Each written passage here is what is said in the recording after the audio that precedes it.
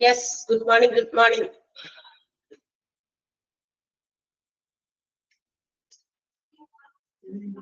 Good morning, ma'am.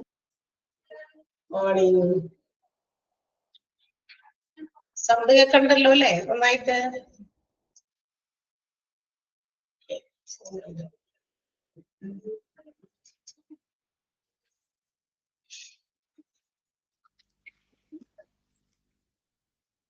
Okay, നമ്മള്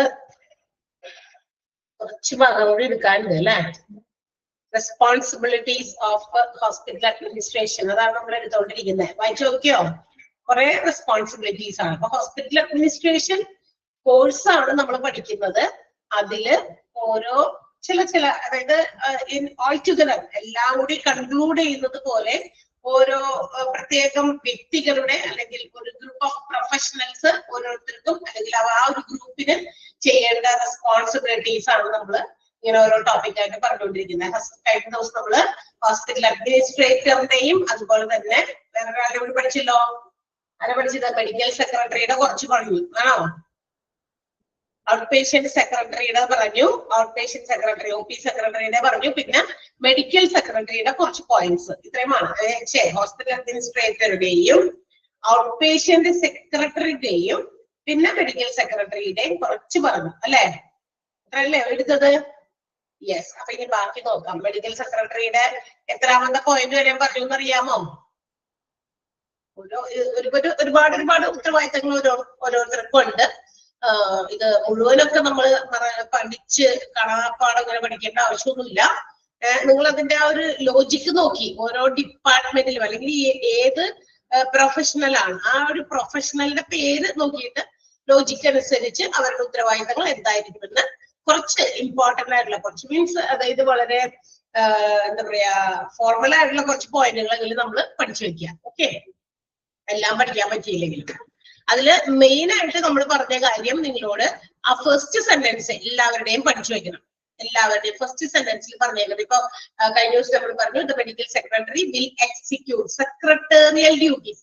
ഒരു സെക്രട്ടറിയുടെ ആയിട്ടുള്ള എല്ലാ ഡ്യൂട്ടീസും അതിനു വേണ്ടിയിട്ട് അതെല്ലാം ചെയ്യാനായിട്ട് പെർഫോം ചെയ്യാനായിട്ട് സ്പെസിഫിക് ആയിട്ടുള്ള നോളജ് ലൈക്ക് മെഡിക്കൽ ടെർമിനോളജി, ഹോസ്പിറ്റൽസിന്റെ ഉപയോഗിക്കുന്ന അവരുടെ ലാംഗ്വേജിൽ അവർ ഉപയോഗിക്കുന്ന മെഡിക്കൽ ടേംസ്, അതുപോലെ തന്നെ ഹോസ്പിറ്റലിന്റെയും അതുപോലെ ഹോസ്പിറ്റലിന്റേതായ മെഡിക്കൽ ടേംസ്, പിന്നെ ക്ലിനിക്കൽ ആയിട്ടുള്ള ചില കാര്യങ്ങള്, ക്ലിനിക്കൽ ഒരു തലത്തിൽ നടക്കുന്ന പല പ്രവർത്തനങ്ങളും അതിനെ കുറിച്ചിട്ടുള്ള സ്പെസിഫിക് നോളജ്, പിന്നെ ലാബ് പ്രൊസീജിയേഴ്സ് അതിനെ കുറിച്ചുള്ള. അപ്പൊ ഇത്തരം ചില കാര്യങ്ങളൊക്കെ കുറിച്ച് ആൾക്ക് ഐഡിയ ഉണ്ടായിരിക്കണം. ആ ഒരു മെഡിക്കൽ സെക്രട്ടറിക്ക് തീർച്ചയായിട്ടും ഷുഡ് ഹാവ് ദ ഐഡിയ.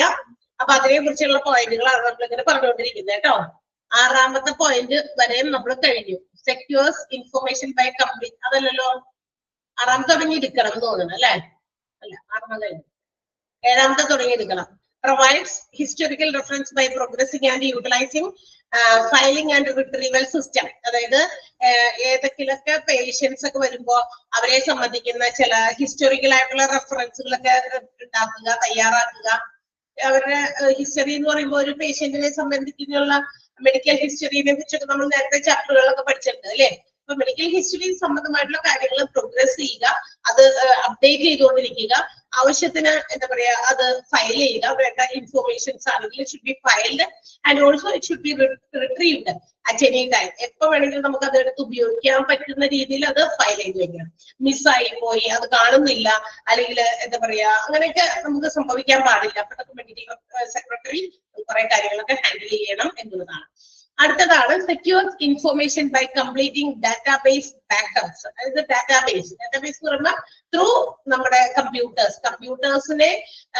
കമ്പ്യൂട്ടേഴ്സിലൂടെ നമ്മൾ സേവ് ചെയ്യുന്ന ഇൻഫോർമേഷൻസ് അബൌട്ട് ദ പേഷ്യൻസിനെ സംബന്ധിക്കുന്ന പല കാര്യങ്ങളും നമ്മൾ കമ്പ്യൂട്ടറിന്റെ ഡാറ്റാബേസിന്റെ സഹായത്തോടെ നമ്മൾ എന്ത് ചെയ്യുന്നുണ്ട്? അപ്ലോഡ് ചെയ്യുന്നുണ്ട്, അല്ലെങ്കിൽ അതിന്റെ ഇൻഫോർമേഷൻസ് നമ്മൾ സേവ് ചെയ്യുന്നുണ്ട്. അത് എപ്പോ വേണമെങ്കിൽ നമുക്ക് റിട്രീവ് ചെയ്യുന്ന രീതിയിൽ നമ്മൾ സേവ് ചെയ്യുന്നു എന്ന് തൊട്ട് മുകളിലത്തെ പോയിന്റിൽ പറഞ്ഞു. പക്ഷെ അതിനെ കുറിച്ച് ഒരു സെക്യൂരിറ്റി, എത്രത്തോളം സെക്യൂർഡ് ആണ് ആ ഇൻഫോർമേഷൻസ് എന്ന് ഉറപ്പുവരുത്തേണ്ടത് മെഡിക്കൽ സെക്രട്ടറിയാണ്. മനസ്സിലായോ? അതായത് ഇപ്പൊ ആരെങ്കിലൊക്കെ വരുന്നവരും പോകുന്നവരും അത്തരം ഇൻഫോർമേഷൻസ് എടുക്കുന്നു, പല രീതിയിലും യൂസ് ചെയ്യുന്നു, മിസ്യൂസ് ചെയ്യുന്നു. അത്തരം സാഹചര്യങ്ങളിലേക്കൊന്നും പോകാൻ പാടില്ല. Security of the information about the പേഷ്യൻസിന്റെ ഇൻഫർമേഷൻസ് വളരെ സെക്യൂർഡ് ആയിരിക്കണം, കോൺഫിഡൻഷ്യൽ ആയിരിക്കണം. അതൊക്കെ ഒരു പരിധി വരെ കോൺഫിഡൻഷ്യൽ ആയിട്ട് സെക്യൂർഡ് ആയിട്ട് സൂക്ഷിക്കാനായിട്ട് ഇവര് ഉത്തരവാദിത്വം ഉണ്ട് എന്നാണ് പറയുക. ക്ലിയർ ആയോ? അതൊക്കെ ഇങ്ങനെ കുറെ പോയിന്റുകളാണ്, ജസ്റ്റ് ഇങ്ങനെ നമുക്ക് വായിച്ച് പറഞ്ഞു പോകാവുന്നതേ ഉള്ളൂ. ക്ലിയർ ആണോ ആ പോയിന്റ്? അടുത്തത് keeps the patient confidence and protects operations by keeping information secret. പറഞ്ഞ കാര്യങ്ങൾ തന്നെയാണ്, വീണ്ടും കുറച്ചുകൂടി എക്സ്പ്ലെയിൻ ചെയ്താണ്. പേഷ്യൻസിന്റെ കോൺഫിഡൻസ് നമ്മൾ കീപ്പ് ചെയ്യണം എന്ന് വെച്ചാൽ നമ്മളിൽ ഒരു വിശ്വാസം അവര് നമ്മളിലേക്ക് ഷെയർ ചെയ്യുന്ന, ഇത് ഹോസ്പിറ്റൽസിന്റെ ഡോക്ടേഴ്സ് ആയിക്കോട്ടെ, മറ്റ് ഏത് ഡിപ്പാർട്ട്മെന്റിലോ ഏത് ഏരിയയിലും അവർ പോകുമ്പോൾ അവര് ഡിസ്ക്ലോസ് ചെയ്യുന്ന ഇൻഫർമേഷൻസ് അവിടെ എല്ലാം സേഫ് ആണ്, അതെല്ലാം സെക്യൂർ ചെയ്ത് യാതൊരു തരത്തിലും മിസ്യൂസ് ചെയ്യുന്നില്ല, അല്ലെങ്കിൽ പല ആളുകളിലേക്കും ലീക്ക് ചെയ്ത് കൊടുക്കുന്നില്ല, ചീറ്റിംഗ് സംഭവിക്കുന്നില്ല എന്നുള്ളതൊക്കെ ഉറപ്പുവരുത്തണം. അപ്പോഴാണ് പേഷ്യൻസിന്റെ കോൺഫിഡൻസ് വർദ്ധിക്കുക. ആ ഒരു ഹോസ്പിറ്റലിനോട്, ഹോസ്പിറ്റലിന്റെ ഇൻഫർമേഷൻ സിസ്റ്റത്തിനോടൊക്കെ ഒരു കോൺഫിഡൻസ് വരും. അപ്പൊ ആ കോൺഫിഡൻസ് കീപ്പ് ചെയ്യുക എന്നുള്ളത് മെഡിക്കൽ സെക്രട്ടറി ആണ് അത് മെയിൻറ്റെയിൻ ചെയ്യേണ്ടത്. And also protections of operation, അതായത് ഇവരുടെ സീക്രട്ട് ആയിട്ടുള്ള ഇൻഫർമേഷൻസ് സീക്രട്ട് ആയിട്ടുള്ള രീതിയിൽ തന്നെ ഹാൻഡ് ഓവർ ചെയ്യാം. ആർക്കെങ്കിലും ഒക്കെ മറ്റ് ഏതെങ്കിലും ഡിപ്പാർട്ട്മെന്റിനോ മറ്റാർക്കെങ്കിലും ഒക്കെ ഡിസ്ക്ലോസ് ചെയ്യുമ്പോൾ അത് വളരെ സീക്രട്ട് ആയിട്ട് തന്നെ ഹാൻഡ് ഓവർ ചെയ്യുക. അതിന്റെ പ്രൊട്ടക്ഷൻ ഒക്കെ ഉറപ്പുവരുത്തേണ്ടത് മെഡിക്കൽ സെക്രട്ടറി ആണ്. Then maintains office supplies inventory by checking stock. Office supply, അതായത് നമ്മുടെ ഹോസ്പിറ്റലിന്റെ ഓഫീസിലേക്ക് വരുന്ന പല സപ്ലൈസ് ഉണ്ടായിരിക്കും, പല കാര്യങ്ങളും ഓഫീസിലേക്ക് ഓഫീസ് ആവശ്യങ്ങൾക്ക് വേണ്ടിയിട്ട് വരും. അപ്പൊ അത്തരം സപ്ലൈസ് ഒക്കെ കൊണ്ടുവരുമ്പോൾ അതിന്റെയൊക്കെ സ്റ്റോക്ക് ചെക്ക് ചെയ്യാം.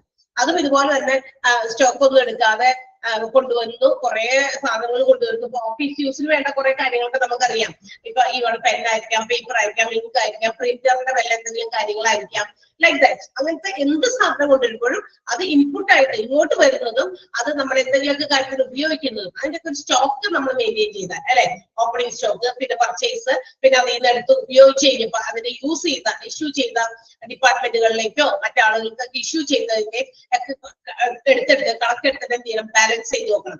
അത് കറക്റ്റ് ആണോ, അല്ല ഇവിടെ എവിടെയെങ്കിലും മിസ്സിംഗ് ഉണ്ടോ എന്നുള്ളതൊക്കെ ഉറപ്പുവരുത്തേണ്ടത് നമ്മുടെ മെഡിക്കൽ സെക്രട്ടറി ആണ്. ഓഫീസ് എക്യുപ്മെന്റ്സ് എല്ലാം തന്നെ എന്താ പറയാ അത് ചെക്ക് ചെയ്യുകയും അതിന്റെ സ്റ്റോക്ക് എടുക്കുകയും ഒക്കെ ചെയ്യേണ്ടത് ആളാണ്, മെഡിക്കൽ സെക്രട്ടറി ആണ്. Keep office equipment operational by following operations instruction. അതായത് ഹോസ്പിറ്റലിന്റെ ഓഫീസ് എക്യുപ്മെന്റുകൾ, പലതരത്തിലുള്ള എക്യുപ്മെന്റുകളൊക്കെ അവർ ഉപയോഗിക്കുമ്പോൾ, ഒഫീഷ്യൽ ആയിട്ടുള്ള എക്യുപ്മെന്റ് ഉപയോഗിക്കുമ്പോൾ അതെല്ലാം കൃത്യമായിട്ട് എന്താണ്, അത് ഓപ്പറേഷണൽ കണ്ടീഷനിലാണ്. എന്ന് വെച്ചാൽ എന്താ, പ്രവർത്തന നിരതമായ കാര്യങ്ങളാണ്, എല്ലാം പ്രവർത്തിക്കുന്ന രീതിയിലാണ്. ഒന്നും എന്താ പറയാ ഓപ്പറേഷൻ കണ്ടീഷൻസ് അല്ലാതെ എന്തെങ്കിലും മെയിൻ്റെനൻസോ അല്ലെങ്കിൽ ബ്രേക്ക് ഡൗൺസോ കിടക്കുന്നില്ല എന്ന് ഉറപ്പുവരുത്തണം. ഓഫീസ് എക്യുപ്മെന്റ്സ് ഒക്കെ എപ്പോഴും ഓപ്പറേഷണൽ കണ്ടീഷനിൽ സൂക്ഷിക്കാനുള്ള ആ ഒരു ഉത്തരവാദിത്തം മെഡിക്കൽ സെക്രട്ടറിക്കാണ്. ഇഫ് എനി എക്യുപ്മെന്റ്സ്, ഏതെങ്കിലും എക്യുപ്മെന്റുകൾ അങ്ങനെ ബ്രേക്ക് ഡൗൺ ആയിട്ടോ വിച്ച് കനോട്ട് ബി യൂസ്ഡ്, ആ ഒരു ഉപയോഗിക്കാൻ പറ്റാത്ത രീതിയിലൊക്കെ കിടക്കുന്നുണ്ടെങ്കിൽ അത് മെയിൻറ്റെയിൻ ചെയ്ത് അത് റീപ്ലേസ് ചെയ്യേണ്ടതാണെങ്കിൽ റീപ്ലേസ് ചെയ്ത് കൊടുക്കേണ്ടത് മെഡിക്കൽ സെക്രട്ടറി തന്നെയാണ്. Okay, maintains quality result. അതുപോലെ തന്നെ നമ്മുടെ ഹോസ്പിറ്റൽസിന് ഒരു സ്റ്റാൻഡേർഡ് ഉണ്ട്. ഏത് സർവീസ് മേഖല നോക്കിയാലും, ഏത് ഇപ്പൊ ഫാർമസി ആയിക്കോട്ടെ, കൺസൾട്ടേഷൻ വിഭാഗം ആയിക്കോട്ടെ, അല്ലെങ്കിൽ നമ്മുടെ OP വിഭാഗം ആയിക്കോട്ടെ, റിസപ്ഷൻ ആയിക്കോട്ടെ, ഫ്രണ്ട് ഓഫീസ് ആയിക്കോട്ടെ, വാട്ടെവർ ഇറ്റ് മേ ബി, ഏത് ഓരോ ഹോസ്പിറ്റലിന്റെ ഏത് സർവീസ് പ്രൊവൈഡ് ചെയ്യുന്നവർക്കും അവിടെ ഒരു സ്റ്റാൻഡേർഡ് ഷുഡ് ബി കെപ്റ്റ്. അവിടെ ഒരു നിലവാരമുണ്ട്, ഒരു പ്രത്യേക നിലവാരം. ആ നിലവാരത്തിൽ അതെല്ലാം എന്ത് ചെയ്യുന്നുണ്ട്, പോകുന്നുണ്ട്. ക്വാളിറ്റി മെയിൻറ്റെയിൻ ചെയ്യാനുള്ള ഒരു റെസ്പോൺസിബിലിറ്റി മെഡിക്കൽ സെക്രട്ടറിക്കാണ്. അവിടെ ക്വാളിറ്റി മെയിൻറ്റെയിൻ ചെയ്യുക ഹോസ്പിറ്റൽ ആസ് എ ഹോൾ മൊത്തത്തിൽ കേട്ടോ. പിന്നെ serves and protect health care community by sticking professional standard. അതായത് പ്രൊഫഷണൽ സ്റ്റാൻഡേർഡ്, ഹോസ്പിറ്റൽസിന്റെ സ്റ്റാൻഡേർഡ് പോലെ തന്നെ അവിടെയുള്ള ഓരോ പ്രൊഫഷണൽസിന്റെയും എന്താ പറയാ സ്റ്റാൻഡേർഡ് കീപ്പ് ചെയ്ത് പോകുന്നുണ്ട് എന്നുള്ളത് ഉറപ്പുവരുത്തുക, അത് പ്രൊട്ടക്ട് ചെയ്യുക. മനസ്സിലായി? അപ്പൊ അവിടെ ഒരുപാട് ജോലിക്കാരുണ്ട്, ഓരോരുത്തരും അവരവരുടെ ജോലികൾ കൃത്യമായിട്ടും ക്വാളിറ്റി ആയിട്ടും ചെയ്യുന്നുണ്ട്. അങ്ങനെ ഒരു ഹെൽത്ത് കെയർ, നല്ലൊരു ഹെൽത്ത് കെയർ നമ്മുടെ ആളുകൾക്ക് പബ്ലിക്കിന് കൊടുക്കാൻ പറ്റും. Serves and protect the health care. Health കെയറിനെ പ്രൊട്ടക്ട് ചെയ്യാൻ എന്താ പറയാ പബ്ലിക് വരുമ്പോ, കസ്റ്റമേഴ്സ് ആയിട്ടുള്ള പേഷ്യൻസ് വരുമ്പോ അവർക്ക് കൊടുക്കുന്ന സർവീസസ്, ഹെൽത്ത് കെയർ വളരെ എന്താ പറയാ സെക്യൂർഡ് ആണ് അല്ലെങ്കിൽ പ്രൊട്ടക്റ്റബിൾ ആണ് എന്നുള്ള രീതിയിലാക്കണം. അങ്ങനെയുള്ള ഒരു പ്രൊഫഷണൽ സ്റ്റാൻഡേർഡ് കീപ്പ് ചെയ്യേണ്ട ആ ഒരു ഉത്തരവാദിത്തം ആള് മാത്രമല്ല, അത് മറ്റുള്ളവരും അങ്ങനെ ചെയ്യുന്നുണ്ടോ എന്ന് ഉറപ്പുവരുത്തേണ്ടതും മെഡിക്കൽ സെക്രട്ടറി തന്നെയാണ്. then updates job knowledge by participating. ഇനി തന്റേതായിട്ടുള്ള ജോലി, മെഡിക്കൽ സെക്രട്ടറിയുടേതായിട്ടുള്ള ഒരു ജോലി എത്രത്തോളം ക്വാളിറ്റി ഉള്ളതായിരിക്കണം എന്നുള്ളത് സ്വന്തമായിട്ടൊന്ന് അപ്ഡേറ്റ് ചെയ്തുകൊണ്ടിരിക്കുക. ഇപ്പൊ ഞാൻ എന്ന് പറയുന്ന ഒരു ജോലിക്കാരി, ഞാൻ എന്താണോ ചെയ്യുന്നത് അത് പണ്ട് എന്തായിരുന്നോ അതേ രീതിയിൽ തന്നെ ഇപ്പോഴും നമ്മൾ എന്താ പറയാ അങ്ങനെ തന്നെ പോകാൻ പാടില്ല. there should be some change, there should be some updations of our job. നമ്മൾ ചെയ്യുന്ന ഓരോ ജോലിയും ഓരോ ദിവസം ചെല്ലുന്തോറും ക്വാളിറ്റി ഉള്ളതാകണം, അല്ലെ? അപ്ഡേറ്റ് ചെയ്തുകൊണ്ടിരിക്കണം. അപ്ഡേറ്റ് ചെയ്യാന്ന് പറഞ്ഞാൽ എന്താ? According to the new technologies, new informations, പുതിയ പുതിയ മാറ്റങ്ങൾക്കനുസരിച്ച് പുതിയ സാങ്കേതിക വിദ്യകളിൽ മാറ്റങ്ങൾ വരും, പുതിയ പുതിയ അറിവുകൾ വരും, പുതിയ പുതിയ രീതികൾ അവലംബിക്കാം. അങ്ങനെയുള്ള എല്ലാ മാറ്റങ്ങളും each and every professional should update, അല്ലെ? എല്ലാവരും അത് അപ്ഡേറ്റ് ചെയ്തുകൊണ്ടിരിക്കുക. അപ്പൊ അതിൻ്റെതായിട്ടുള്ള ജോലി, താൻ ചെയ്യുന്ന ജോലിയിൽ കുറച്ചുകൂടി കൂടുതൽ നോളജ്, ഇതെങ്ങനെ കൂടുതൽ കുറച്ചും കൂടി അറിവുകളൊക്കെ സമ്പാദിക്കാനായിട്ട് അപ്ഡേറ്റ് ചെയ്യാനായിട്ട് മെഡിക്കൽ സെക്രട്ടറിക്ക് പറ്റണം. അതിനു വേണ്ടിയിട്ട് അദ്ദേഹം ചെയ്യേണ്ട അല്ലെങ്കിൽ അവർ ചെയ്യേണ്ട കാര്യമാണ് ലൈക്ക് എഡ്യൂക്കേഷണൽ ഓപ്പർച്യൂണിറ്റീസ്. അതായത് തനിക്ക് അത്തരം അപ്ഡേഷൻസ് നടത്താൻ പറ്റുന്ന ചില എന്താ പറയാ അവസരങ്ങൾ കിട്ടുകയാണെങ്കിൽ അതിലൊക്കെ പോയി പങ്കെടുക്കുക. അതുപോലെ തന്നെ പ്രൊഫഷണൽ പബ്ലിക്കേഷൻസ്, അതായത് ഓരോ തൊഴിലും അതിൻ്റെതായിട്ടുള്ള ഉത്തരവാദിത്തങ്ങളും മറ്റു കാര്യങ്ങളൊക്കെ ഉണ്ടല്ലോ. അപ്പൊ അതിനെ സംബന്ധിക്കുന്ന ചില പുസ്തകങ്ങള്, ജേർണൽസ്, പബ്ലിക്കേഷൻസ് അങ്ങനത്തെ ഉണ്ടെങ്കിൽ എടുത്ത് വായിക്കുക. അങ്ങനെയൊക്കെ അങ്ങനെ തന്റെ സ്വന്തം ജോബിന്റെ ക്വാളിറ്റി, അറിവ് ഒക്കെ, സ്കില്ല്, നോളജ് ഒക്കെ വർദ്ധിപ്പിക്കാനും അപ്ഡേറ്റ് ചെയ്യാനും ആർക്ക് ഉത്തരവാദിത്തം ഉണ്ട്? മെഡിക്കൽ സെക്രട്ടറിക്ക് ഉത്തരവാദിത്തം ഉണ്ട്. മനസ്സിലായ? അപ്ഡേറ്റിംഗ് ജോബ് നോളജ്, തന്റേതായിട്ടുള്ള ജോബ് നോളജ് അപ്ഡേറ്റ് ചെയ്യാം.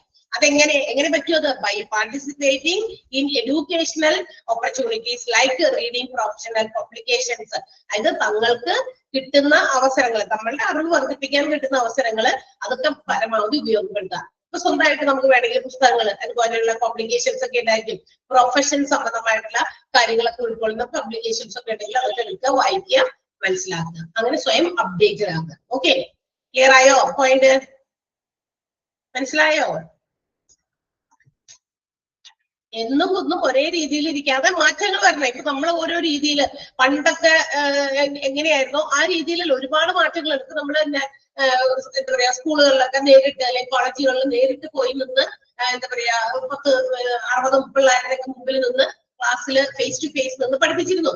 പക്ഷേ according to the changes in technology and also the necessity, ആവശ്യം കൂടിയായിരുന്നു നമ്മളുടെ കൊറോണ ഒക്കെ കഴിഞ്ഞ് കഴിഞ്ഞപ്പോ നമ്മളുടെ ആവശ്യമായിരുന്നു കുട്ടികളെ ഈ രീതിയിൽ അവരുടെ ക്ലാസ്സുകൾ മിസ്സാക്കാൻ പാടില്ല, അവരുടെ ഒരു വർഷം കളയാൻ പാടില്ല എന്നുള്ള രീതിയിൽ ഓൺലൈൻ ക്ലാസ്സുകൾ എല്ലാ കുട്ടികൾക്കും കൊടുത്തു, അല്ലെ? അല്ലെങ്കിൽ പിള്ളേർക്ക് ചില കുട്ടികൾ, ചെറിയ ക്ലാസ്സിലെ കുട്ടികളാണ് ഇതിന്റെ ഒരു എന്താ പറയാ നെഗറ്റീവ് ഇമ്പാക്ട് കൂടുതലായിട്ട് ഫേസ് ചെയ്തത്. കാരണം എന്താണെന്നറിയോ? കാരണം ഒരു LKG UKG കഴിഞ്ഞ 1ാം ക്ലാസ്സിലേക്കൊക്കെ വരുമ്പോ കുട്ടികളിൽ ഒരുപാട് എന്താ പറയാ അവര് പഠിക്കുന്ന ആ ഒരു ഇനീഷ്യൽ സ്റ്റേജില് വേർഡ്സ് പഠിക്കുന്നു, സെന്റൻസ് പഠിക്കുന്നു, അതൊക്കെ ക്രിയേറ്റ് ചെയ്യേണ്ട ഒരു സമയത്താണ് ഈ ലോക്ക്ഡൌണും മറ്റു കാര്യങ്ങളൊക്കെ വന്ന് സ്കൂളിൽ പോകാൻ പറ്റാണ്ട് കുട്ടികൾ അടഞ്ഞുകൂടിയിരുന്നു. അത് അന്നേരം ആ കുട്ടികളുടെ ഇപ്പൊ നമുക്കറിയാം ഒരു വർഷം നമ്മൾ വേണ്ടാന്ന് വെച്ചോ അല്ലെങ്കിൽ കണ്ടില്ല എന്ന് വെച്ചോ ആ വയസ്സ് കൂടുകയാണ്. അപ്പൊ അതൊക്കെ കണക്കിലെടുത്തിട്ട് ചില പേരൻസ് വേണ്ട ഇപ്പൊ എത്ര നാൾ നമ്മൾ അങ്ങനെ നിൽക്കും, അല്ലെ? നമുക്ക് ക്ലാസ്സുകൾ മിസ്സാക്കി അങ്ങനെ പോകാൻ പറ്റാത്തത് കൊണ്ട് അടുത്ത ക്ലാസ്സുകളിലേക്ക് മാറിപ്പോകും, അല്ലെ? സെക്കൻഡ് സ്റ്റാൻഡേർഡിൽ. പക്ഷെ ആ ഫസ്റ്റ് സ്റ്റാൻഡേർഡിൽ കിട്ടേണ്ട അറിവുകൾ ആ പിള്ളേർക്ക് മര്യാദയ്ക്ക് കിട്ടിയില്ല. എന്നിട്ടാണ് സെക്കൻഡ് സ്റ്റാൻഡേർഡിൽ നമ്മൾ വന്നിരിക്കുന്നത്. അവിടെ നമ്മൾ വേർഡും ലെറ്റേഴ്സും സെന്റൻസും ഒക്കെ പഠിച്ചുണ്ടാക്കേണ്ട സമയത്ത് ഇവിടേക്ക് വന്നപ്പോ കുറച്ചുകൂടി ബുദ്ധിമുട്ട് അനുഭവപ്പെടും. ആ കുട്ടികൾക്ക് മാത്സ് ഒക്കെ ആണെങ്കിലും പ്രോബ്ലം ഒക്കെ ചെയ്യുമ്പോൾ അതിൻ്റെതായ ബുദ്ധിമുട്ടുകൾ അവർക്ക് ഉണ്ട്. കാരണം അവർക്ക് ബേസിക്, എന്തിന്റെ ബേസിക് എന്ന് പറയുന്നത്, ബേസ് എന്ന് പറയുന്നത് സ്ട്രോങ് ആയിരിക്കും. സ്ട്രോങ് ബേസ് ഉണ്ടെങ്കിൽ അതിലാണ് നമുക്ക് കൂടുതൽ നല്ല സ്ട്രോങ് ആയിട്ടുള്ള കാര്യങ്ങൾ കിട്ടിപ്പെടുക്കാൻ പറ്റുള്ളൂ. ആ ബേസ് മോശമായി കഴിഞ്ഞ് കഴിഞ്ഞാൽ എന്ത് പറ്റും? എവറിത്തിങ് വിൽ ബി ലോസ്റ്റ്, എല്ലാം ഇതാവും. അപ്പൊ ഇച്ചിരി പാടാണ് കണ്ടുപിടിക്കാനായിട്ട് പിള്ളേരെ അങ്ങനെ മേക്കപ്പ് ചെയ്ത് കൊണ്ടുവരാൻ. അതുപോലെ തന്നെയാണ് ഇവിടെയും ആ ബേസിക്കിൽ നമ്മൾ മാറ്റങ്ങൾ വരും. കുറെ മാറ്റങ്ങൾ വരുമ്പോൾ അത് നമ്മൾ സ്വയം അഡാപ്റ്റ് ചെയ്യാനായിട്ട് ശ്രമിക്കും. അത് എങ്ങനെയാണ്? നമുക്ക് ചുറ്റും നമുക്ക് അവൈലബിൾ ആയിട്ടുള്ള ഓപ്പർച്യൂണിറ്റീസ് നമ്മൾ എന്ത് ചെയ്യും? അതിന് വേണ്ടിയിട്ട് സ്വീകരിക്കും. ആ കിട്ടുന്ന അവസരങ്ങളൊക്കെ നമ്മൾ എന്താ പറയാ അതൊക്കെ മേക്ക് യൂസ് ചെയ്യും, അല്ലെ? ഉപയോഗപ്പെടുത്തും. അങ്ങനെ ഉപയോഗപ്പെടുത്തി ചെയ്യേണ്ട കാര്യമാണ് സ്വന്തമായിട്ട് നമ്മുടെ അറിവുകളെ അപ്ഡേറ്റ് ചെയ്തുകൊണ്ടിരിക്കുക അക്കോർഡിംഗ് ടു ദ നീഡ്, ആവശ്യമനുസരിച്ച്, അക്കോർഡിംഗ് ടു ദ ഓപ്പർച്യൂണിറ്റീസ്, നമുക്ക് കിട്ടുന്ന അവസരങ്ങളനുസരിച്ച് ഇതൊക്കെ മാറ്റങ്ങൾ വരണം. അതുപോലെ തന്നെ മെഡിക്കൽ സെക്രട്ടറി, ഏത് മേഖലയും അങ്ങനെ തന്നെ. മെഡിക്കൽ സെക്രട്ടറിയുടെ കാര്യം പറയുന്നതുകൊണ്ട് നമ്മൾ അവരെ കുറിച്ച് പറയുന്നത് മാത്രം. Then keep medical records, technical library, correspondence files, കണ്ടോ, ഒരുപാട് കാര്യങ്ങളൊക്കെ കീപ്പ് ചെയ്യേണ്ടത് മെഡിക്കൽ സെക്രട്ടറി തന്നെയാണ്. ഹോസ്പിറ്റലിന്റെ പല മെഡിക്കൽ റെക്കോർഡുകൾ ഒക്കെ കൃത്യമായിട്ട് കീപ്പ് ചെയ്യണം. അതുപോലെ ലൈബ്രറി, ടെക്നിക്കൽ ലൈബ്രറീസ്, അതുപോലെയുള്ള കാര്യങ്ങൾ. പിന്നെ ഫയൽസ്, മറ്റ് കമ്മ്യൂണിക്കേറ്റീവ് ഫയൽസ് മറ്റുള്ളവർക്കൊക്കെ ഹോസ്പിറ്റലിലെ ഫിസിഷ്യൻസിനോ അല്ലെങ്കിൽ മറ്റ് ഡിപ്പാർട്ട്മെന്റുകൾക്ക് ഉപയോഗിക്കേണ്ട പല ഫയലുകളും ഒക്കെ കൃത്യമായിട്ട് സൂക്ഷിച്ച് മെയിൻറ്റെയിൻ ചെയ്ത് വെക്കേണ്ടത് നമ്മുടെ മെഡിക്കൽ സെക്രട്ടറി തന്നെയാണ്. ദെൻ പെർഫോം ഡിഫറെന്റ് ക്ലറിക്കൽ, ഒത്തിരി ക്ലറിക്കൽ വർക്കുകൾ, അഡ്മിനിസ്ട്രേറ്റീവ് ഫങ്ഷൻസ് ഒക്കെ അദ്ദേഹം എന്താ പറയുക, ഇപ്പൊ നമ്മുടെ സൂപ്പർവിഷൻ അണ്ടർ നമ്മുടെ ഫിസിഷ്യൻസ്, എന്താ പറയാ ഹോസ്പിറ്റലിന്റെ ഫിസിഷ്യൻസ് ആയിട്ടുള്ള അവരുടേതായിട്ടുള്ള ചില ക്ലറിക്കൽ വർക്കുകൾ, ഇപ്പൊ ഏതെങ്കിലും ഒരു ഡോക്ടറുടെ കീഴിലും അങ്ങനെയൊക്കെ ആ ഡോക്ടേഴ്സിന്റെ ഒക്കെ ചില കാര്യങ്ങളൊക്കെ ഉണ്ടായിരിക്കും. അത് ഇവരോടായിരിക്കും ചിലപ്പോ സെക്രട്ടറി എന്നുള്ള രീതിയിൽ. അപ്പൊ അതിൻ്റെതായിട്ടുള്ള ഇതൊക്കെ അഡ്മിനിസ്ട്രേറ്റീവ് ആയിട്ടുള്ള രീതിയിലോ അല്ലെങ്കിൽ ക്ലറിക്കൽ ആയിട്ടുള്ള ഡ്യൂട്ടീസോ ഒക്കെ ഉണ്ടെങ്കിൽ അവർക്ക് വേണ്ടി ഇവര് ചെയ്തു കൊടുക്കും. മെഡിക്കൽ സെക്രട്ടറി ആണ് അതിന് ഉത്തരവാദിത്തപ്പെട്ട ആള്. Perform different clerical and administrative functions under supervision of physician. ഫിസിഷ്യന്റെ കീഴിൽ അവരുടേതായിട്ടുള്ള ക്ലറിക്കൽ വർക്കുകള്, അഡ്മിനിസ്ട്രേഷൻ വർക്കുകളും ചെയ്യാനായിട്ട് ഉത്തരവാദിത്തപ്പെട്ടവരാണ് മെഡിക്കൽ സെക്രട്ടറി. ക്ലിയർ ആയോ? മനസ്സിലായോ?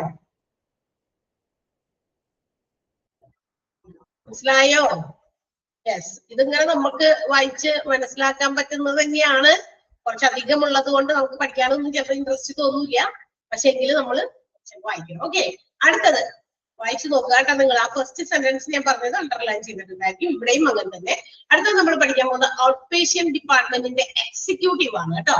അവരുടെ ജോബ് സമ്മറിയാണ്. എന്തൊക്കെ കാര്യങ്ങളാണ് ഒരു OP ഡിപ്പാർട്ട്മെന്റിന്റെ എക്സിക്യൂട്ടീവ് ചെയ്യേണ്ടത്. ലൈക്ക് ഇവിടെ നോക്കാട്ടെ, ആ first sentence, the OPD executive plays an important role in supervising the operations of the OP department in a hospital. ഒരു ഹോസ്പിറ്റലിന്റെ OP ഡിപ്പാർട്ട്മെന്റിൽ എന്തൊക്കെ പ്രവർത്തനങ്ങൾ നടത്തുന്നു അതെല്ലാം കൃത്യമായിട്ട് സൂപ്പർവൈസ് ചെയ്യാനുള്ള പ്രധാനപ്പെട്ട റോളാണ് നമ്മുടെ OPD എക്സിക്യൂട്ടീവിന് ഉള്ളത് കേട്ടോ. OP ഡിപ്പാർട്ട്മെന്റിനകത്തുള്ള ഹോസ്പിറ്റലിലെ OP ഡിപ്പാർട്ട്മെന്റിൽ എന്തൊക്കെ പ്രവർത്തനങ്ങളാണ് നടക്കുന്നത്, എന്തൊക്കെ ഓപ്പറേഷൻസ് മീൻസ് സർജറി അല്ല കേട്ടോ, എന്തൊക്കെ പ്രവർത്തനങ്ങൾ നടക്കുന്നോ അതൊക്കെ കൃത്യമായി നിരീക്ഷിക്കുക. ഓക്കെ, അത് ആണ് ഏറ്റവും ഇമ്പോർട്ടന്റ് ആയിട്ടുള്ള റോള് നമ്മുടെ OP എക്സിക്യൂട്ടീവിന് ചെയ്യാനുള്ളത്. ഓക്കെ, സെന്റൻസ് അണ്ടർലൈൻ ചെയ്യാം. അപ്പൊ അതുമായി ബന്ധപ്പെട്ട് എന്തൊക്കെ ഉത്തരവാദിത്തങ്ങളാണ് നമുക്ക് നോക്കാം. OP ഡിപ്പാർട്ട്മെന്റിന്റെ എക്സിക്യൂട്ടീവ് ചെയ്യേണ്ട പല പ്രധാനപ്പെട്ട കാര്യങ്ങൾ ഇവിടെ പറയുന്നുണ്ട്. മാനേജിങ് OPD സ്റ്റാഫ്, OPDയിലുള്ള സ്റ്റാഫുകളെയൊക്കെ മാനേജ് ചെയ്യുക. OP ഡിപ്പാർട്ട്മെന്റിൽ പ്രവർത്തിക്കുന്ന ജോലിക്കാരൊക്കെ ഉണ്ടാവുമല്ലോ, ആരൊക്കെയാണ് OP ഡിപ്പാർട്ട്മെന്റിൽ ഇപ്പൊ ചീഫ് എഴുതാനായിക്കോട്ടെ അല്ലെങ്കിൽ മറ്റ് ഏതെങ്കിലും തരത്തിലുള്ള കാര്യങ്ങളൊക്കെ ചെയ്യാനായിക്കോട്ടെ, അവിടെയുള്ള സ്റ്റാഫുകളെ മാനേജ് ചെയ്യുക. Maintaining exact patient records, patients വരുമ്പോ തന്നെ ഏറ്റവും ആദ്യം കൊടുക്കുന്ന ഇൻഫോർമേഷൻ ആണ് നമ്മുടെ OP ഡിപ്പാർട്ട്മെന്റിൽ. ലൈക്ക് ചീട്ട് എഴുതാനുള്ള ഇൻഫോർമേഷൻസ് അവിടെയാണ് കൊടുക്കുന്നത്. പേര് പറയണം, വയസ്സ് പറയണം, സെക്സ് പറയണം നമ്മളുടെ, അല്ലെങ്കിൽ മറ്റേതെങ്കിലും തരത്തിലുള്ള മൊബൈൽ നമ്പറുകൾ, മറ്റു കാര്യങ്ങളൊക്കെ അത്യാവശ്യം അവർ ചോദിക്കുന്ന കാര്യങ്ങൾ എന്താ പറയാ നമ്മൾ ഡീറ്റെയിൽസ് കൊടുക്കണം. അപ്പൊ അങ്ങനെയുള്ള കാര്യങ്ങൾ റെക്കോർഡ്സ് ഒക്കെ കൃത്യമായിട്ട് മെയിൻറ്റെയിൻ ചെയ്യുക. അത് നമ്മുടെ OP എക്സിക്യൂട്ടീവ് ആണ്. സ്കെഡ്യൂളിംഗ് അപ്പോയിന്റ്മെന്റുകളൊക്കെ അറേഞ്ച് ചെയ്യുക. അപ്പോയിന്റ്മെന്റുകൾ അപ്പൊ ആർക്കൊക്കെയാണ് എന്തൊക്കെ അപ്പോയിന്റ്മെന്റുകളൊക്കെ ഓരോ പേഷ്യൻസിന് ഏതൊക്കെ രീതിയിലാണോ അതൊക്കെ സ്കെഡ്യൂൾ ചെയ്യുന്നത് നമ്മുടെ OP എക്സിക്യൂട്ടീവ് ആണ്. Coordinating with other hospital departments, മറ്റ് ഹോസ്പിറ്റലിന്റെ മറ്റ് ഡിപ്പാർട്ട്മെന്റുമായിട്ട് പല കാര്യങ്ങളും എന്താ പറയാ സംയോജിച്ച് ചെയ്യുക, ഏകോപിപ്പിച്ച് ചെയ്യുക. ഇപ്പൊ ഹോസ്പിറ്റലിന്റെ ഫാർമസി ഡിപ്പാർട്ട്മെന്റോ അല്ലെങ്കിൽ ഓപ്പറേഷൻ തിയേറ്ററോ ലേബർ റൂമോ അങ്ങനെയൊക്കെ ആയിട്ട് എന്തെങ്കിലും പ്രവർത്തനങ്ങൾ ഉണ്ടെങ്കിൽ നമ്മുടെ OP എക്സിക്യൂട്ടീവ് ആണ് അതെല്ലാം കൃത്യമായിട്ട് അവർക്ക് വേണ്ടിയിട്ട് കാര്യങ്ങളൊക്കെ ചെയ്യുന്നത്. എക്സിക്യൂട്ടീവ് ആണ് കാര്യങ്ങൾ നിയന്ത്രിക്കേണ്ടത്. മറ്റ് ഡിപ്പാർട്ട്മെന്റ്സുമായിട്ടുള്ള കാര്യങ്ങൾ കോർഡിനേറ്റ് ചെയ്യേണ്ടത് നമ്മുടെ OP എക്സിക്യൂട്ടീവ് ആണ്. എൻഷുറിംഗ് പേഷ്യന്റ് സാറ്റിസ്ഫാക്ഷൻ, വന്നു പോകുന്ന എല്ലാ പേഷ്യൻസിനും കൃത്യമായിട്ടുള്ള സർവീസസ് പ്രൊവൈഡ് ചെയ്ത്, ക്വാളിറ്റി സർവീസസ് പ്രൊവൈഡ് ചെയ്ത് അവരുടെ സാറ്റിസ്ഫാക്ഷൻ ഉറപ്പുവരുത്തുക. So that leaving patients from the ഹോസ്പിറ്റലിൽ നിന്ന് വിട്ടുപോകുന്ന patients whether they are satisfied or not, അവർ വളരെ കൃത്യമായിട്ട് അവർക്ക് കിട്ടിയ സേവനങ്ങളൊക്കെ ക്വാളിറ്റി ഉള്ളതാണ്, അവർ സാറ്റിസ്ഫൈഡ് ആയിട്ടാണ് ഇറങ്ങുന്നതെന്ന് ഉറപ്പുവരുത്തേണ്ടത് നമ്മുടെ OP എക്സിക്യൂട്ടീവ് ആണ്. ഓക്കെ, അപ്പൊ അതൊക്കെ അന്വേഷിക്കേണ്ടതൊക്കെ ഇവരുടെ ചുമതലയാണ്. മാനേജിങ് ഡിപ്പാർട്ട്മെന്റ്സ് ബഡ്ജറ്റ്, OP ഡിപ്പാർട്ട്മെന്റിന്റെ ബഡ്ജറ്റ് മാനേജ് ചെയ്യുക. ഓക്കെ, എന്ന് വെച്ചിട്ടുണ്ടെങ്കിൽ അവരുടെ ബഡ്ജറ്റ് OP-യില് നേരത്തെ കൂട്ടി പ്ലാൻ ചെയ്യുക, എത്രയൊക്കെ അതിന്റെ ഇൻകം, അതിന്റെ ചെലവുകൾ, എന്തൊക്കെ അപ്ഡേഷൻസ് ചെയ്യണം, എന്തൊക്കെ ഇംപ്രൂവ്മെന്റുകൾ വരുത്തണം, ലൈക്ക് ദാറ്റ്. അങ്ങനെയുള്ള എല്ലാ കാര്യങ്ങളും ഡിപ്പാർട്ട്മെന്റിന്റെ മാനേജ് ചെയ്യേണ്ടത് നമ്മുടെ OP എക്സിക്യൂട്ടീവ് ആണ്. Developing and implementing policies and procedures to OPD. OPD-യുടേതായിട്ടുള്ള നിയമങ്ങൾ അതൊക്കെ ഡെവലപ്പ് ചെയ്യുക, നടപ്പിലാക്കുക. ഡെവലപ്പ് ചെയ്താൽ മാത്രം പോരാ, എന്തൊക്കെ നടപടികള്, പുതിയ പുതിയ നയങ്ങള്, പുതിയ പുതിയ പ്രൊസീജിയേഴ്സ് ഒക്കെ നമ്മൾ കൊണ്ടുവരാൻ ഉദ്ദേശിക്കുന്നുണ്ടോ അത് ഡെവലപ്പ് ചെയ്യുകയും അത് ഇംപ്ലിമെന്റും ചെയ്യാനുള്ള ഉത്തരവാദിത്തം അല്ലെങ്കിൽ ഒരു ജോലി ആർക്കാണ്? നമ്മുടെ OP എക്സിക്യൂട്ടീവിനാണ്. Then ensuring smooth functioning of OPD area. OPD ഏരിയയിൽ തിക്ക് നിരക്കില്ല, വളരെ എന്താ പറയാ ലാഗ് വരുന്നില്ല, പല കാര്യങ്ങളും കൃത്യമായി ഓപ്പറേഷൻസ് നടക്കുന്നില്ല എന്നുള്ളതൊക്കെ ക്ലിയർ ചെയ്ത് സ്മൂത്ത് ഫംഗ്ഷനിങ്, OPD ഏരിയ കൃത്യമായിട്ട് സ്മൂത്ത് ആയിട്ട് ഫംഗ്ഷൻ ചെയ്യുന്നുണ്ട്. ഒരു മിസ്സിങ്ങും അല്ലെങ്കിൽ ഒരു തരത്തിലുള്ള ലാഗും ഒന്നും ഡിലേയും ഒന്നും ഇല്ലാതെ സ്മൂത്ത് ആയി ഫംഗ്ഷൻ ചെയ്യുന്നുണ്ടെന്ന് ഉറപ്പുവരുത്തുക. അത് നമ്മുടെ OPD എക്സിക്യൂട്ടീവ് ആണ്. ക്ലിയർ ആയോ? 8ാമത്തെ പോയിന്റ് വരെ ഇപ്പൊ പറഞ്ഞു. ക്ലിയർ ആണോ? ഹലോ. ഓക്കെ. ഇതൊക്കെ വായിച്ച് നമുക്ക് തന്നെ മനസ്സിലാക്കാവുന്നല്ലോ കേട്ടാ. ഈ OPD സെക്രട്ടറി, OPD എക്സിക്യൂട്ടീവിന്റെ എന്താ പറയാ ഉത്തരവാദിത്തങ്ങൾ, ജോബ് സമ്മറി ആ ഒരു 10 എണ്ണം വരെ നിങ്ങളൊന്ന് നന്നായിട്ട് വായിച്ച് മനസ്സിലാക്കി വെക്കണം കേട്ടോ. 10 എണ്ണം വരെ, 10ാമത്തെ വരെ ഒന്ന് ടിക്കറ്റ് വെച്ചേക്ക്. ചെറിയ ചെറിയ പോയിന്റ്സ് ഒക്കെയാണ്. പിന്നെ മോക്ക് ടെസ്റ്റിൽ വരുന്ന ക്വസ്റ്റ്യൻസ് ഒന്ന് പഠിച്ചാൽ മതി. Okay. Then supervising appointment scheduling for different consultants. എന്താ പറയാ നമ്മുടെ ഹോസ്പിറ്റൽസിൽ ഉള്ള പല പല കൺസൾട്ടന്റുമാരുണ്ടാവുമല്ലോ, ഡോക്ടേഴ്സ്, ഫിസിഷ്യൻസ് ആയിക്കോട്ടെ, സ്പെഷ്യലിസ്റ്റ് ഡോക്ടേഴ്സ് ആയിക്കോട്ടെ, അവർക്കൊക്കെ വന്നിരിക്കുന്ന പേഷ്യൻസിനെ കൃത്യമായിട്ട് സ്കെഡ്യൂൾ ചെയ്യാം. അപ്പോയിന്റ്മെന്റ് സ്കെഡ്യൂൾ ചെയ്യുന്ന ഒരു ഉത്തരവാദിത്തം നമ്മുടെ OP എക്സിക്യൂട്ടീവിനാണ്. ഇപ്പൊ മിസ്റ്റർ X എന്ന് പറയുന്ന ഒരു ഫിസിഷ്യൻ ഡോക്ടർ ഉണ്ട്, Y എന്ന് പറയുന്ന വേറെ ഡോക്ടർ ഉണ്ട്, A എന്ന് പറയുന്ന വേറെ ഡോക്ടർ ഉണ്ട്. ഇതിൽ ജസ്റ്റ് ഒരു എക്സാമ്പിൾ വിചാരിക്കുകയാണ്. അപ്പൊ X-ന്റേതായിട്ടുള്ള പേഷ്യൻസ് ആരൊക്കെയാണ് അത് സ്കെഡ്യൂൾ ചെയ്യുക. മറ്റു Y-യുടെ ആരാണ്, ഏതൊക്കെ പേഷ്യൻസ് ആണ് Y-യുടെ അടുത്ത് പോകേണ്ടത് കൺസൾട്ട് ചെയ്യാനായിട്ട്, ഏതെടുത്ത് ആരൊക്കെയാണ് പോകേണ്ടത് അത് കൃത്യമായിട്ട് മനസ്സിലാക്കി അതിനെയൊക്കെ അറേഞ്ച് ചെയ്യുക അപ്പോയിന്റ്മെന്റിൽ. ഓക്കെ, അത് ഉത്തരവാദിത്തമാണ്. Then checking in the doctor's working conditions. അതുപോലെ തന്നെ ഡോക്ടർമാര് ചെയ്യുന്ന പ്രവർത്തനങ്ങൾ, അവരുടെ വർക്കിങ്സ് അത് കൃത്യമായിട്ട് ഇവര് ചെക്ക് ചെയ്യാം. എന്നുവെച്ചാൽ ഓരോ ഡോക്ടേഴ്സും അവരവരുടെ എത്ര പേഷ്യൻസിനെയൊക്കെ നോക്കുന്നുണ്ടെന്നും അതില് അവർക്ക് എന്തെങ്കിലും എന്താ പറയാ ഭയങ്കരമായിട്ടുള്ള ഒത്തിരി ജോലിയൊക്കെ വന്നിട്ട് ചില ആളുകൾക്ക് കൂടുതൽ ജോലിയൊക്കെ ഉണ്ടോ, ഭാരം കൂടുതലുണ്ടോ, അതൊക്കെ ഒന്ന് നോക്കുക. അതനുസരിച്ചൊക്കെ കൃത്യമായിട്ട് അറേഞ്ച് ചെയ്യുക. അവര് ഇച്ചിരി നേരമൊക്കെ ഒരു 10 മിനിറ്റോ അല്ലെങ്കിൽ അരമണിക്കൂർ ഫ്രീ ആക്കുന്ന രീതിയിൽ അങ്ങനെയൊക്കെ ഉണ്ടെങ്കിൽ അവരുടെ വർക്കിംഗ് കണ്ടീഷൻസ് ഓക്കെ ആണോ, അല്ലെ, അവര് കംഫർട്ടബിൾ ആയിട്ട് ജോലി ചെയ്യുന്നുണ്ടോ എന്നൊക്കെ ഒന്ന് നിരീക്ഷിക്കുക, നോക്കുക. Okay. Gathering and scrutinising feedback forms. ഇനി മാത്രമല്ല OP-യിൽ വരുന്ന പേഷ്യൻസ് ഒക്കെ തന്നെ തിരിച്ചു പോകുമ്പോൾ അവരിൽ നിന്നൊരു ഫീഡ്ബാക്ക് ഒക്കെ കളക്ട് ചെയ്യുക. ഇപ്പൊ ഇവിടെ കിട്ടിയ സർവീസസ് എങ്ങനെയൊക്കെ ഉള്ളതായിരുന്നു, അതിനുള്ള ഫീഡ്ബാക്കിന് എന്താ പറയാ നൽകാനുള്ള ഫോമുകളൊക്കെ ഉണ്ടെങ്കിൽ അതൊക്കെ അറേഞ്ച് ചെയ്ത് വെക്കാം. അതനുസരിച്ച് ഇൻഫോർമേഷൻസ് ഗ്യാദർ ചെയ്യാം. അത് സ്ക്രൂട്ടിനൈസ് ചെയ്യും. ഗ്യാദർ ചെയ്താൽ മാത്രം പോരാ. ഇപ്പൊ OP-യില് ഒരു ബുക്ക് വെച്ചിട്ടുണ്ടായിരുന്നു, അല്ലെങ്കിൽ കുറെ ഫോം വെച്ചെടുത്ത് നമുക്ക് വൈകുന്നേരമൊക്കെ നമ്മുടെ ഇവിടുത്തെ കൺസൾട്ടേഷനും മറ്റു കാര്യങ്ങളൊക്കെ കഴിഞ്ഞ് നമ്മൾ പുറത്തേക്ക് ഇറങ്ങുമ്പോൾ ആ ഫോമിൽ നമ്മൾ പല കാര്യങ്ങളും ഇൻഫോർമേഷൻസ് എന്താ പറയാ നോട്ട് ചെയ്ത് വെച്ചിട്ട് പോകുന്നു. ഈ ഫോംസ് ഒക്കെ ഒന്ന് ഇടയ്ക്കെടുത്ത് ചെക്ക് ചെയ്ത് മാസത്തിലോ അല്ലെങ്കിൽ 2 ആഴ്ച കൂടുമ്പോഴൊക്കെ ചെക്ക് ചെയ്ത് അതിനകത്തുനിന്ന് നമ്മൾ പല രീതിയിലും ആളുകളുടെ ഫീഡ്ബാക്സ് ആയിരിക്കും കിട്ടുക. അപ്പൊ അതനുസരിച്ച് what changes have to pay, എന്തൊക്കെ ചേഞ്ചസ് നമ്മൾ കൊണ്ടുവരണം, ഏതിലാണ് എന്തെങ്കിലും രീതിയിൽ ബുദ്ധിമുട്ട് പേഷ്യൻസ് അനുഭവിക്കുന്നത്, അത്തരം മേഖലയൊക്കെ നോട്ട് ചെയ്ത് അതൊക്കെ ഇംപ്രൂവ്മെന്റുകൾ വരുത്താനായിട്ട് നോക്കണം. അതൊക്കെ OP എക്സിക്യൂട്ടീവ് ആണ്. അപ്പൊ അതിന് വേണ്ടിയുള്ള ഫോംസ് ഒക്കെ വെക്കേണ്ടതും ഇൻഫോർമേഷൻസ് ഗ്യാദർ ചെയ്യേണ്ടതും. Dealing with the complicated issues and reporting to the manager. എന്തെങ്കിലും കോംപ്ലിക്കേഷൻസ് പേഷ്യൻസിന്റെ ഭാഗത്ത് നിന്നൊക്കെ ഉണ്ടാണെങ്കിൽ അത് കൃത്യമായിട്ട് മാനേജറിനോട് റിപ്പോർട്ട് ചെയ്യുക. ഡീലിംഗ് വിത്ത് കോംപ്ലിക്കേറ്റഡ് ആയിട്ടുള്ള ഇഷ്യൂസ് ഉണ്ടെങ്കിൽ അതൊക്കെ കണ്ടെത്തി മാനേജറിനോട് റിപ്പോർട്ട് ചെയ്യുക. As greeting patients and visitors. ഇനി വൺ ഓഫ് ദ ഇമ്പോർട്ടന്റ് ഒരു എന്താ പറയാ ഒരു റെസ്പോൺസിബിലിറ്റി ഓഫ് നമ്മുടെ OP എക്സിക്യൂട്ടീവ് ആണ് വരുന്ന പേഷ്യൻസിനെയും വിസിറ്റേഴ്സിനെയൊക്കെ നല്ല രീതിയിൽ മര്യാദയോടെ മാന്യതയോടെ സ്വീകരിക്കുക, ഗ്രീറ്റ് ചെയ്യുക, അവരെ വെൽക്കം ചെയ്യുക, അല്ലെ. അപ്പൊ ഒരു എക്സിക്യൂട്ടീവ് എത്രത്തോളം നല്ല രീതിയിലാണ് അവിടുത്തെ പേഷ്യൻസിനോടും വിസിറ്റേഴ്സിനോടും ബിഹേവ് ചെയ്യുന്നത് അത്രത്തോളം ഒരു പോസിറ്റീവ് ഇമേജ് ഹോസ്പിറ്റൽസിന്റെ വർദ്ധിക്കും. കൂടുതൽ പേഷ്യൻസിനെ കിട്ടാനൊക്കെ ഉള്ള ചാൻസസ് അവിടെയാണ്. അതുകൊണ്ട് greeting of patients and visitors is the most important, one of the most important responsibility of OP executive. Clear ആയോ? 13ാമത്തെ പോയിന്റ് വരെ മനസ്സിലായോ? യെസ്. അടുത്തത് directing them to the appropriate professional. ഇനി വരുന്ന പേഷ്യൻസ് അല്ലെങ്കിൽ വരുന്ന വിസിറ്റേഴ്സിനെ ആരൊക്കെയാണ് കൺസൾട്ട് ചെയ്യേണ്ടത്, ആരുടെ അടുത്തേക്കൊക്കെ പോകേണ്ടത്, അവരെയൊക്കെ കൃത്യമായിട്ട് അതാത് വഴിക്ക് പറഞ്ഞത്.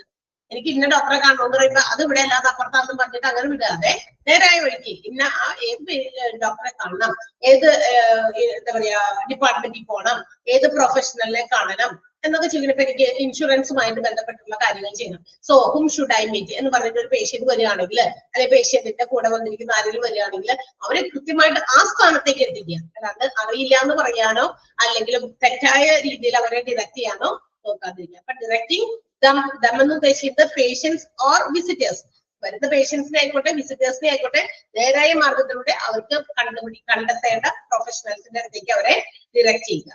ക്ലിയർ ആയോ? പോയിന്റിന് അർത്ഥം മനസ്സിലായോ? തൊട്ട് മുകളിലത്തെ പോയിന്റുമായിട്ട് കണക്ട് ചെയ്തിട്ടാണ് അടുത്ത പോയിന്റ് വന്നിരിക്കുന്നത്. 14th പോയിന്റ് മനസ്സിലായോ? ഡിറക്റ്റിംഗ് ദം, ആ ദം എന്ന് പറയുന്നത് പേഷ്യൻസ് ആൻഡ് വിസിറ്റേഴ്സ് ആണ്. ഓക്കെ. രജിസ്റ്ററിംഗ് ന്യൂ പേഷ്യൻസ്, പുതിയ പേഷ്യൻസിന്റെ പേരും മറ്റു വിവരങ്ങളൊക്കെ രജിസ്റ്റർ ചെയ്യുക. പുതിയതായിട്ട് വരുന്ന ഏറ്റവും ആദ്യമായിട്ട് ഹോസ്പിറ്റൽസിൽ വരുന്ന അങ്ങനെയുള്ളവരൊക്കെ ഒന്ന് നോട്ട് ചെയ്ത് വെക്കുന്നത് നല്ലതാണ്. കാരണം എന്താ, പുതിയ പേഷ്യൻസ് ആണ്, അവർ ഇനി ജീവിതകാലം മുഴുവൻ ഇവിടെ തന്നെ വരുന്നത്, വേറെ ഒരു ഹോസ്പിറ്റലിൽ തേടി പോകരുത് എന്നുള്ളത് നമുക്ക് പിടിച്ചു നിർത്തണം അവരെ, അല്ലെ? റീറ്റെയിൻ ചെയ്യിപ്പിക്കണമെങ്കിൽ അതിനു വേണ്ട കാര്യങ്ങൾ നടപടികൾ അത് കൃത്യമായി സ്വീകരിക്കണം. അപ്പൊ പുതിയ വരുന്ന പേഷ്യൻസിനോട് കുറച്ചുകൂടി നല്ല രീതിയിൽ ബിഹേവ് ചെയ്ത് അവരെ റീറ്റെയിൻ ചെയ്യാൻ പറ്റുന്ന രീതിയിലുള്ള സർവീസസ് പ്രൊവൈഡ് ചെയ്യുക. അവർ വേറെ എന്ത് അസുഖം വന്നാലും, ആർക്കെങ്കിലും എന്തെങ്കിലും അസുഖം വന്നാലും മാത്രമല്ല, നമ്മളുടെ ഫാമിലിയിലോ അടുത്ത് അയൽവക്കത്തോ റിലേറ്റീവ്സിലോ ആർക്കെങ്കിലൊക്കെ എന്തെങ്കിലും അസുഖങ്ങൾ വന്നാലും ഇവര് വഴിയായിട്ട് നമുക്ക് കുറെ പേഷ്യൻസിനെ കിട്ടും. കാരണം അവരോടുള്ള ആ ഒരു ബിഹേവിയർ, അതുപോലെ തന്നെ അവരോടുള്ള ആ ഒരു സർവീസ്, അല്ലെ, അതൊക്കെ കണക്കിലെടുത്തിട്ടാണ് നമുക്ക് അങ്ങനെ ചെയ്യാൻ പറ്റുള്ളൂ. അല്ലെങ്കിൽ മോശമായ രീതിയിലുള്ള പെരുമാറ്റം, അല്ലെങ്കിൽ അവര് ചോദിക്കുന്ന കാര്യങ്ങൾക്കും അവര് ആവശ്യപ്പെടുന്ന കാര്യങ്ങൾക്കും നമുക്ക് കൃത്യമായിട്ട് ആൻസർ കൊടുക്കാനോ നമ്മളുടേതായ രീതിയിലുള്ള കാര്യങ്ങൾ നിറവേറ്റി കൊടുക്കാനോ പറ്റുന്നില്ലെങ്കിൽ ഒബിയസ്ലി നമുക്കറിയാം അടുത്ത ദിവസത്തേക്ക് പിന്നെ ആ പേഷ്യൻസിനെ ഈ വഴിക്ക് കാണിക്കാം. അവർ നല്ല ഹോസ്പിറ്റൽസും നല്ല ക്വാളിറ്റി സർവീസസ് പ്രൊവൈഡ് ചെയ്യുന്ന സ്ഥലം തേടി പോകും. Okay. Taking part in practice meetings and training courses and ensuring compliance with the health and safety procedures. അതായത് നമ്മളുടെ ആരോഗ്യ സംബന്ധമായിട്ടുള്ള സുരക്ഷാ സംബന്ധമായിട്ടുള്ള കാര്യങ്ങളൊക്കെ കൃത്യമായിട്ട് എത്തിക്കാൻ വേണ്ടിയിട്ട് ആവശ്യമായിട്ടുള്ള മീറ്റിങ്ങുകളിൽ പങ്കെടുക്കുക. ട്രെയിനിങ് കോഴ്സുകളൊക്കെ ആണെങ്കിൽ അതിലും കൃത്യമായി പങ്കെടുക്കുക. എന്നുവെച്ചാൽ മാറ്റങ്ങൾ വരണമല്ലോ, മാറ്റങ്ങൾക്ക് ചിലപ്പോൾ നമുക്ക് ചില ട്രെയിനിങ്സ് ആവശ്യമുണ്ട്. അപ്പൊ അങ്ങനെയുള്ള ട്രെയിനിങ്ങോ അല്ലെങ്കിൽ മറ്റ് കോഴ്സസോ ഒക്കെ ഉണ്ടെങ്കിൽ അതൊക്കെ അറ്റൻഡ് ചെയ്യുക കൃത്യമായിട്ട്. അപ്പൊ അതിനനുസരിച്ച് നമുക്ക് നമ്മുടെ ഹോസ്പിറ്റൽസിലും ക്വാളിറ്റി ഓഫ് സർവീസ് വർദ്ധിപ്പിക്കാൻ പറ്റും. Okay. Furthermore, the OPD executive is accountable for checking that everything in the OPD area is in its correct place and ensuring that there are no items left over by the previous shift receptionist. അതായത് ഒരു OPD ഏരിയയിൽ നടക്കുന്ന എല്ലാ കാര്യങ്ങളും smooth ആയിട്ട് function ചെയ്യുന്നുണ്ട്, കൃത്യമായിട്ട് നടക്കുന്നുണ്ട്, എല്ലാം ചെക്ക് ചെയ്യണം.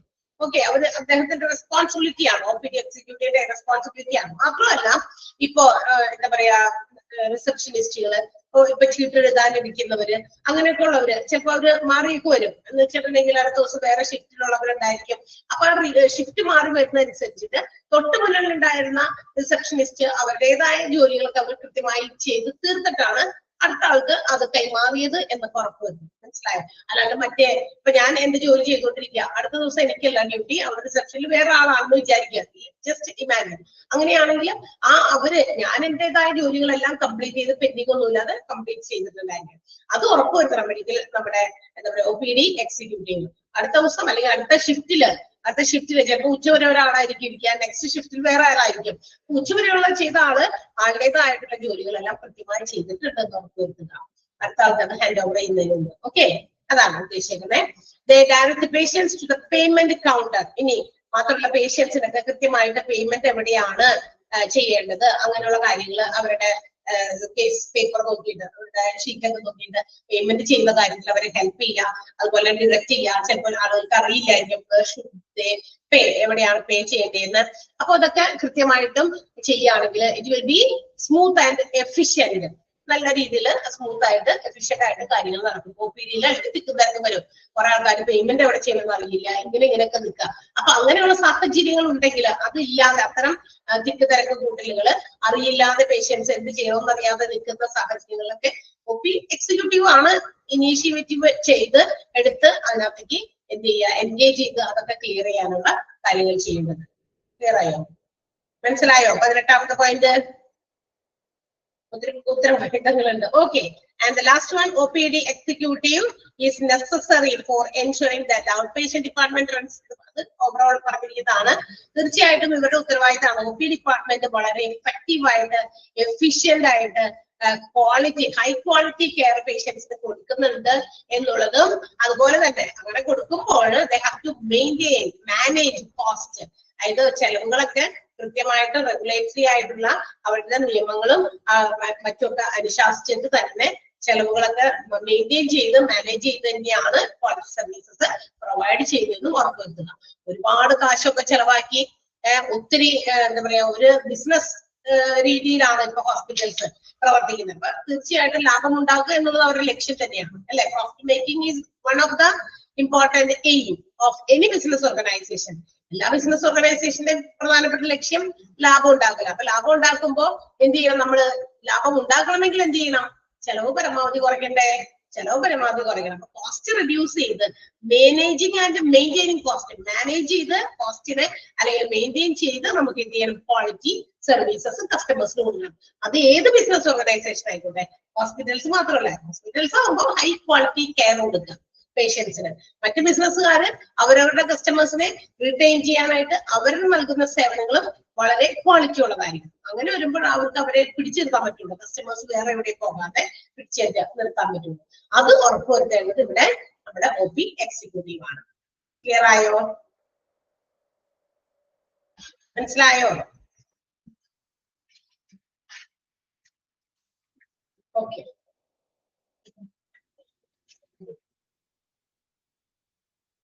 യെസ്, അപ്പൊ ഞാൻ പറഞ്ഞു അതില് OP എക്സിക്യൂട്ടീവിന്റെ റെസ്പോൺസിബിലിറ്റീസിൽ അവിടുത്തെ 10 നന്നായിട്ട് വായിച്ച് മനസ്സിലാക്കി വെക്കുക. അത് ഇങ്ങനെ OP ഡിപ്പാർട്ട്മെന്റിൽ വരുമ്പോ ആ OP-യുമായിട്ട് ബന്ധപ്പെട്ട കാര്യങ്ങളാണ് ആളുടെ ഉത്തരവാദിത്തത്തിന്റെ ഉള്ളിൽ വരിക എന്ന് ഓർക്കുക കേട്ടോ. അതല്ലെങ്കിൽ നമുക്കറിയാം ഇത് തന്നെ പറയുമ്പോ നിങ്ങൾ കൺഫ്യൂസ്ഡ് ആകും. ഇന്നത് ആരുടെയാണ് റെസ്പോൺസിബിലിറ്റി, ഇവരുടേത് വരും. പക്ഷെ നമ്മൾ അതിന്റെ ഒരു ലോജിക്ക് മനസ്സിലാക്കി അത് പഠിച്ചു വെക്കാനായിട്ട് നോക്കുക. അതല്ലാതെ നിവർത്തിയില്ല. അതുകൊണ്ടാണ് 18 ഉണ്ടായിട്ട് നമ്മൾ 18 ഇതൊരു ഓവറോൾ കൺക്ലൂഷൻ പോലെ വന്നിരിക്കുന്നതാണ്. എല്ലാം കൂടി ചേർത്തിട്ട് ഒരു 19ാമത്തെ പോയിന്റ് 10 നിങ്ങളോട് പഠിക്കാൻ പറയുന്നത് അതുകൊണ്ടാണ്. കേട്ടല്ലോ? യെസ്. ഇനി അടുത്തത് ജോബ് സമ്മറി ഓഫ് പേഷ്യന്റ് കൗൺസിലറാണ്. പേഷ്യന്റ് കൗൺസിലറിന്റെ ജോബ് സമ്മറിയാണ്. അപ്പൊ പേഷ്യന്റ് കൗൺസിലർ എന്ന് പറയുന്നത് patient advocate or patient liaison എന്നും നമ്മൾ പറയാറുണ്ട്. പേഷ്യന്റ് അഡ്വക്കേറ്റ് അല്ലെങ്കിൽ പേഷ്യന്റ് ലൈസൺ അത് ഒരു ഹെൽത്ത് കെയർ പ്രൊഫഷണൽ തന്നെയാണ്. Who works keenly with patients and their families. അതായത് പേഷ്യൻസും അവരുടെ കുടുംബക്കാരും ഒക്കെ ആയിട്ട് വളരെ അടുത്ത വളരെ ഇമ്പോർട്ടന്റ് ആയിട്ടുള്ള രീതിയിൽ വളരെ എന്താ പറയുക ഇന്റിമേറ്റ് ആയിട്ടുള്ള രീതിയിൽ അവരുമായിട്ട് പ്രവർത്തിക്കുന്ന ഒരു പ്രൊഫഷണൽ ആണ് പേഷ്യന്റ് അഡ്വക്കേറ്റ് എന്നോ പേഷ്യന്റ് ലൈസണെന്നോ പേഷ്യന്റ് കൗൺസിലറിനോ ഒക്കെ അറിയപ്പെടുന്നത്. എന്തിനു വേണ്ടിയിട്ടാണെന്നറിയാമോ? ഇവരുമായിട്ട് എങ്ങനെയാണ് വളരെ കൃത്യമായിട്ട് ഡീൽ ചെയ്യുന്നത്? To extend emotional support. അത് വരുന്ന പേഷ്യൻസിന് ഇമോഷണൽ സപ്പോർട്ട്, വൈകാരികമായിട്ടുള്ള ഒരു സപ്പോർട്ട് കൊടുക്കാൻ, അവർക്ക് എന്തെങ്കിലും കാര്യങ്ങളെ കുറിച്ച് അറിവില്ലാന്നുണ്ടെങ്കിൽ അതിനെ കുറിച്ചൊക്കെ മനസ്സിലാക്കി കൊടുക്കുക. എഡ്യൂക്കേഷൻ അവിടെ ഇരുന്നിട്ട് LKG പഠിപ്പിക്കലല്ല ഉദ്ദേശിക്കുന്നത്. ഹോസ്പിറ്റൽസുമായി ബന്ധപ്പെട്ട ഇവർക്ക് കൺഫ്യൂഷൻസ് ഡൗട്ട്സ് ഒക്കെ ഉണ്ടെങ്കിൽ അതൊക്കെ ക്ലിയർ ചെയ്ത് അവർക്ക് മനസ്സിലാക്കി കൊടുക്കുക. Education and advocacy. ഏതെങ്കിലും തരത്തില് എന്തെങ്കിലും എന്താ പറയാ കുറ്റങ്ങളോ കുറവുകളോ ഒക്കെ ഉണ്ടെങ്കിൽ അതിനെയൊക്കെ ഡീൽ ചെയ്യുന്ന ഒരു അഡ്വക്കേറ്റ് രീതിയിലും നമ്മുടെ പേഷ്യന്റ് കൗൺസിലർ പ്രവർത്തിക്കുന്നുണ്ട്. സോ ദ ഫസ്റ്റ് സെന്റൻസ് ഒന്ന് അണ്ടർലൈൻ ചെയ്യണം. എ പേഷ്യന്റ് കൗൺസിലർ എന്തൊക്കെയായിട്ട് അറിയപ്പെടുന്നുണ്ട്? പേഷ്യന്റ് അഡ്വക്കേറ്റ് എന്നും പേഷ്യന്റ് ലൈസൺ എന്നും അറിയപ്പെടുന്നുണ്ട്. അത് അവര് എന്താ പറയാ ഒരു ഹെൽത്ത് കെയർ പ്രൊഫഷണൽ ആണ്. Who works keenly with patients and their families to extend emotional support, advocacy and education. First sentence ഒന്ന് അണ്ടർലൈൻ ചെയ്യാം.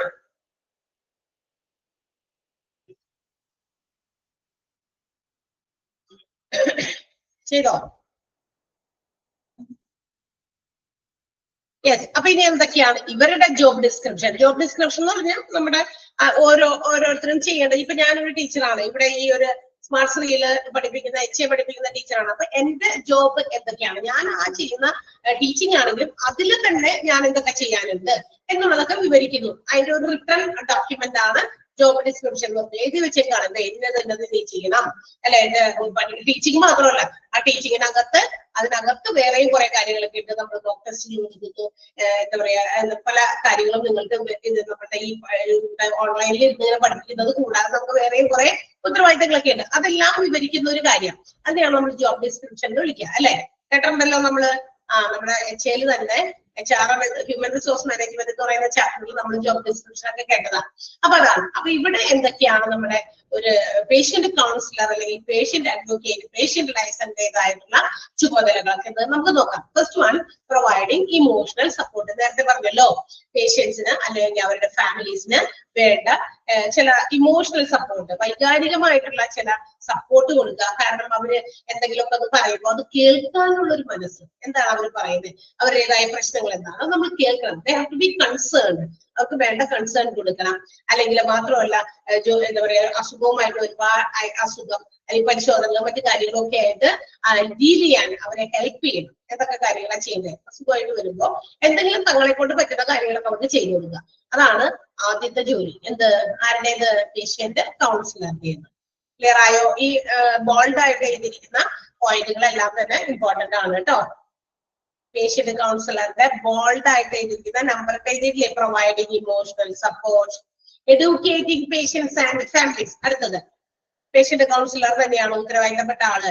എന്താ പറയാ, രോഗികൾക്ക് വരുമ്പോ അവരുടെ ഡയഗ്നോസിസ്, രോഗത്തെ കുറിച്ചുള്ള പരിശോധന, ട്രീറ്റ്മെന്റ് ഓപ്ഷൻസ്, മറ്റ് കെയറിങ്ങിന് വേണ്ടിയുള്ള മറ്റു കാര്യങ്ങൾ.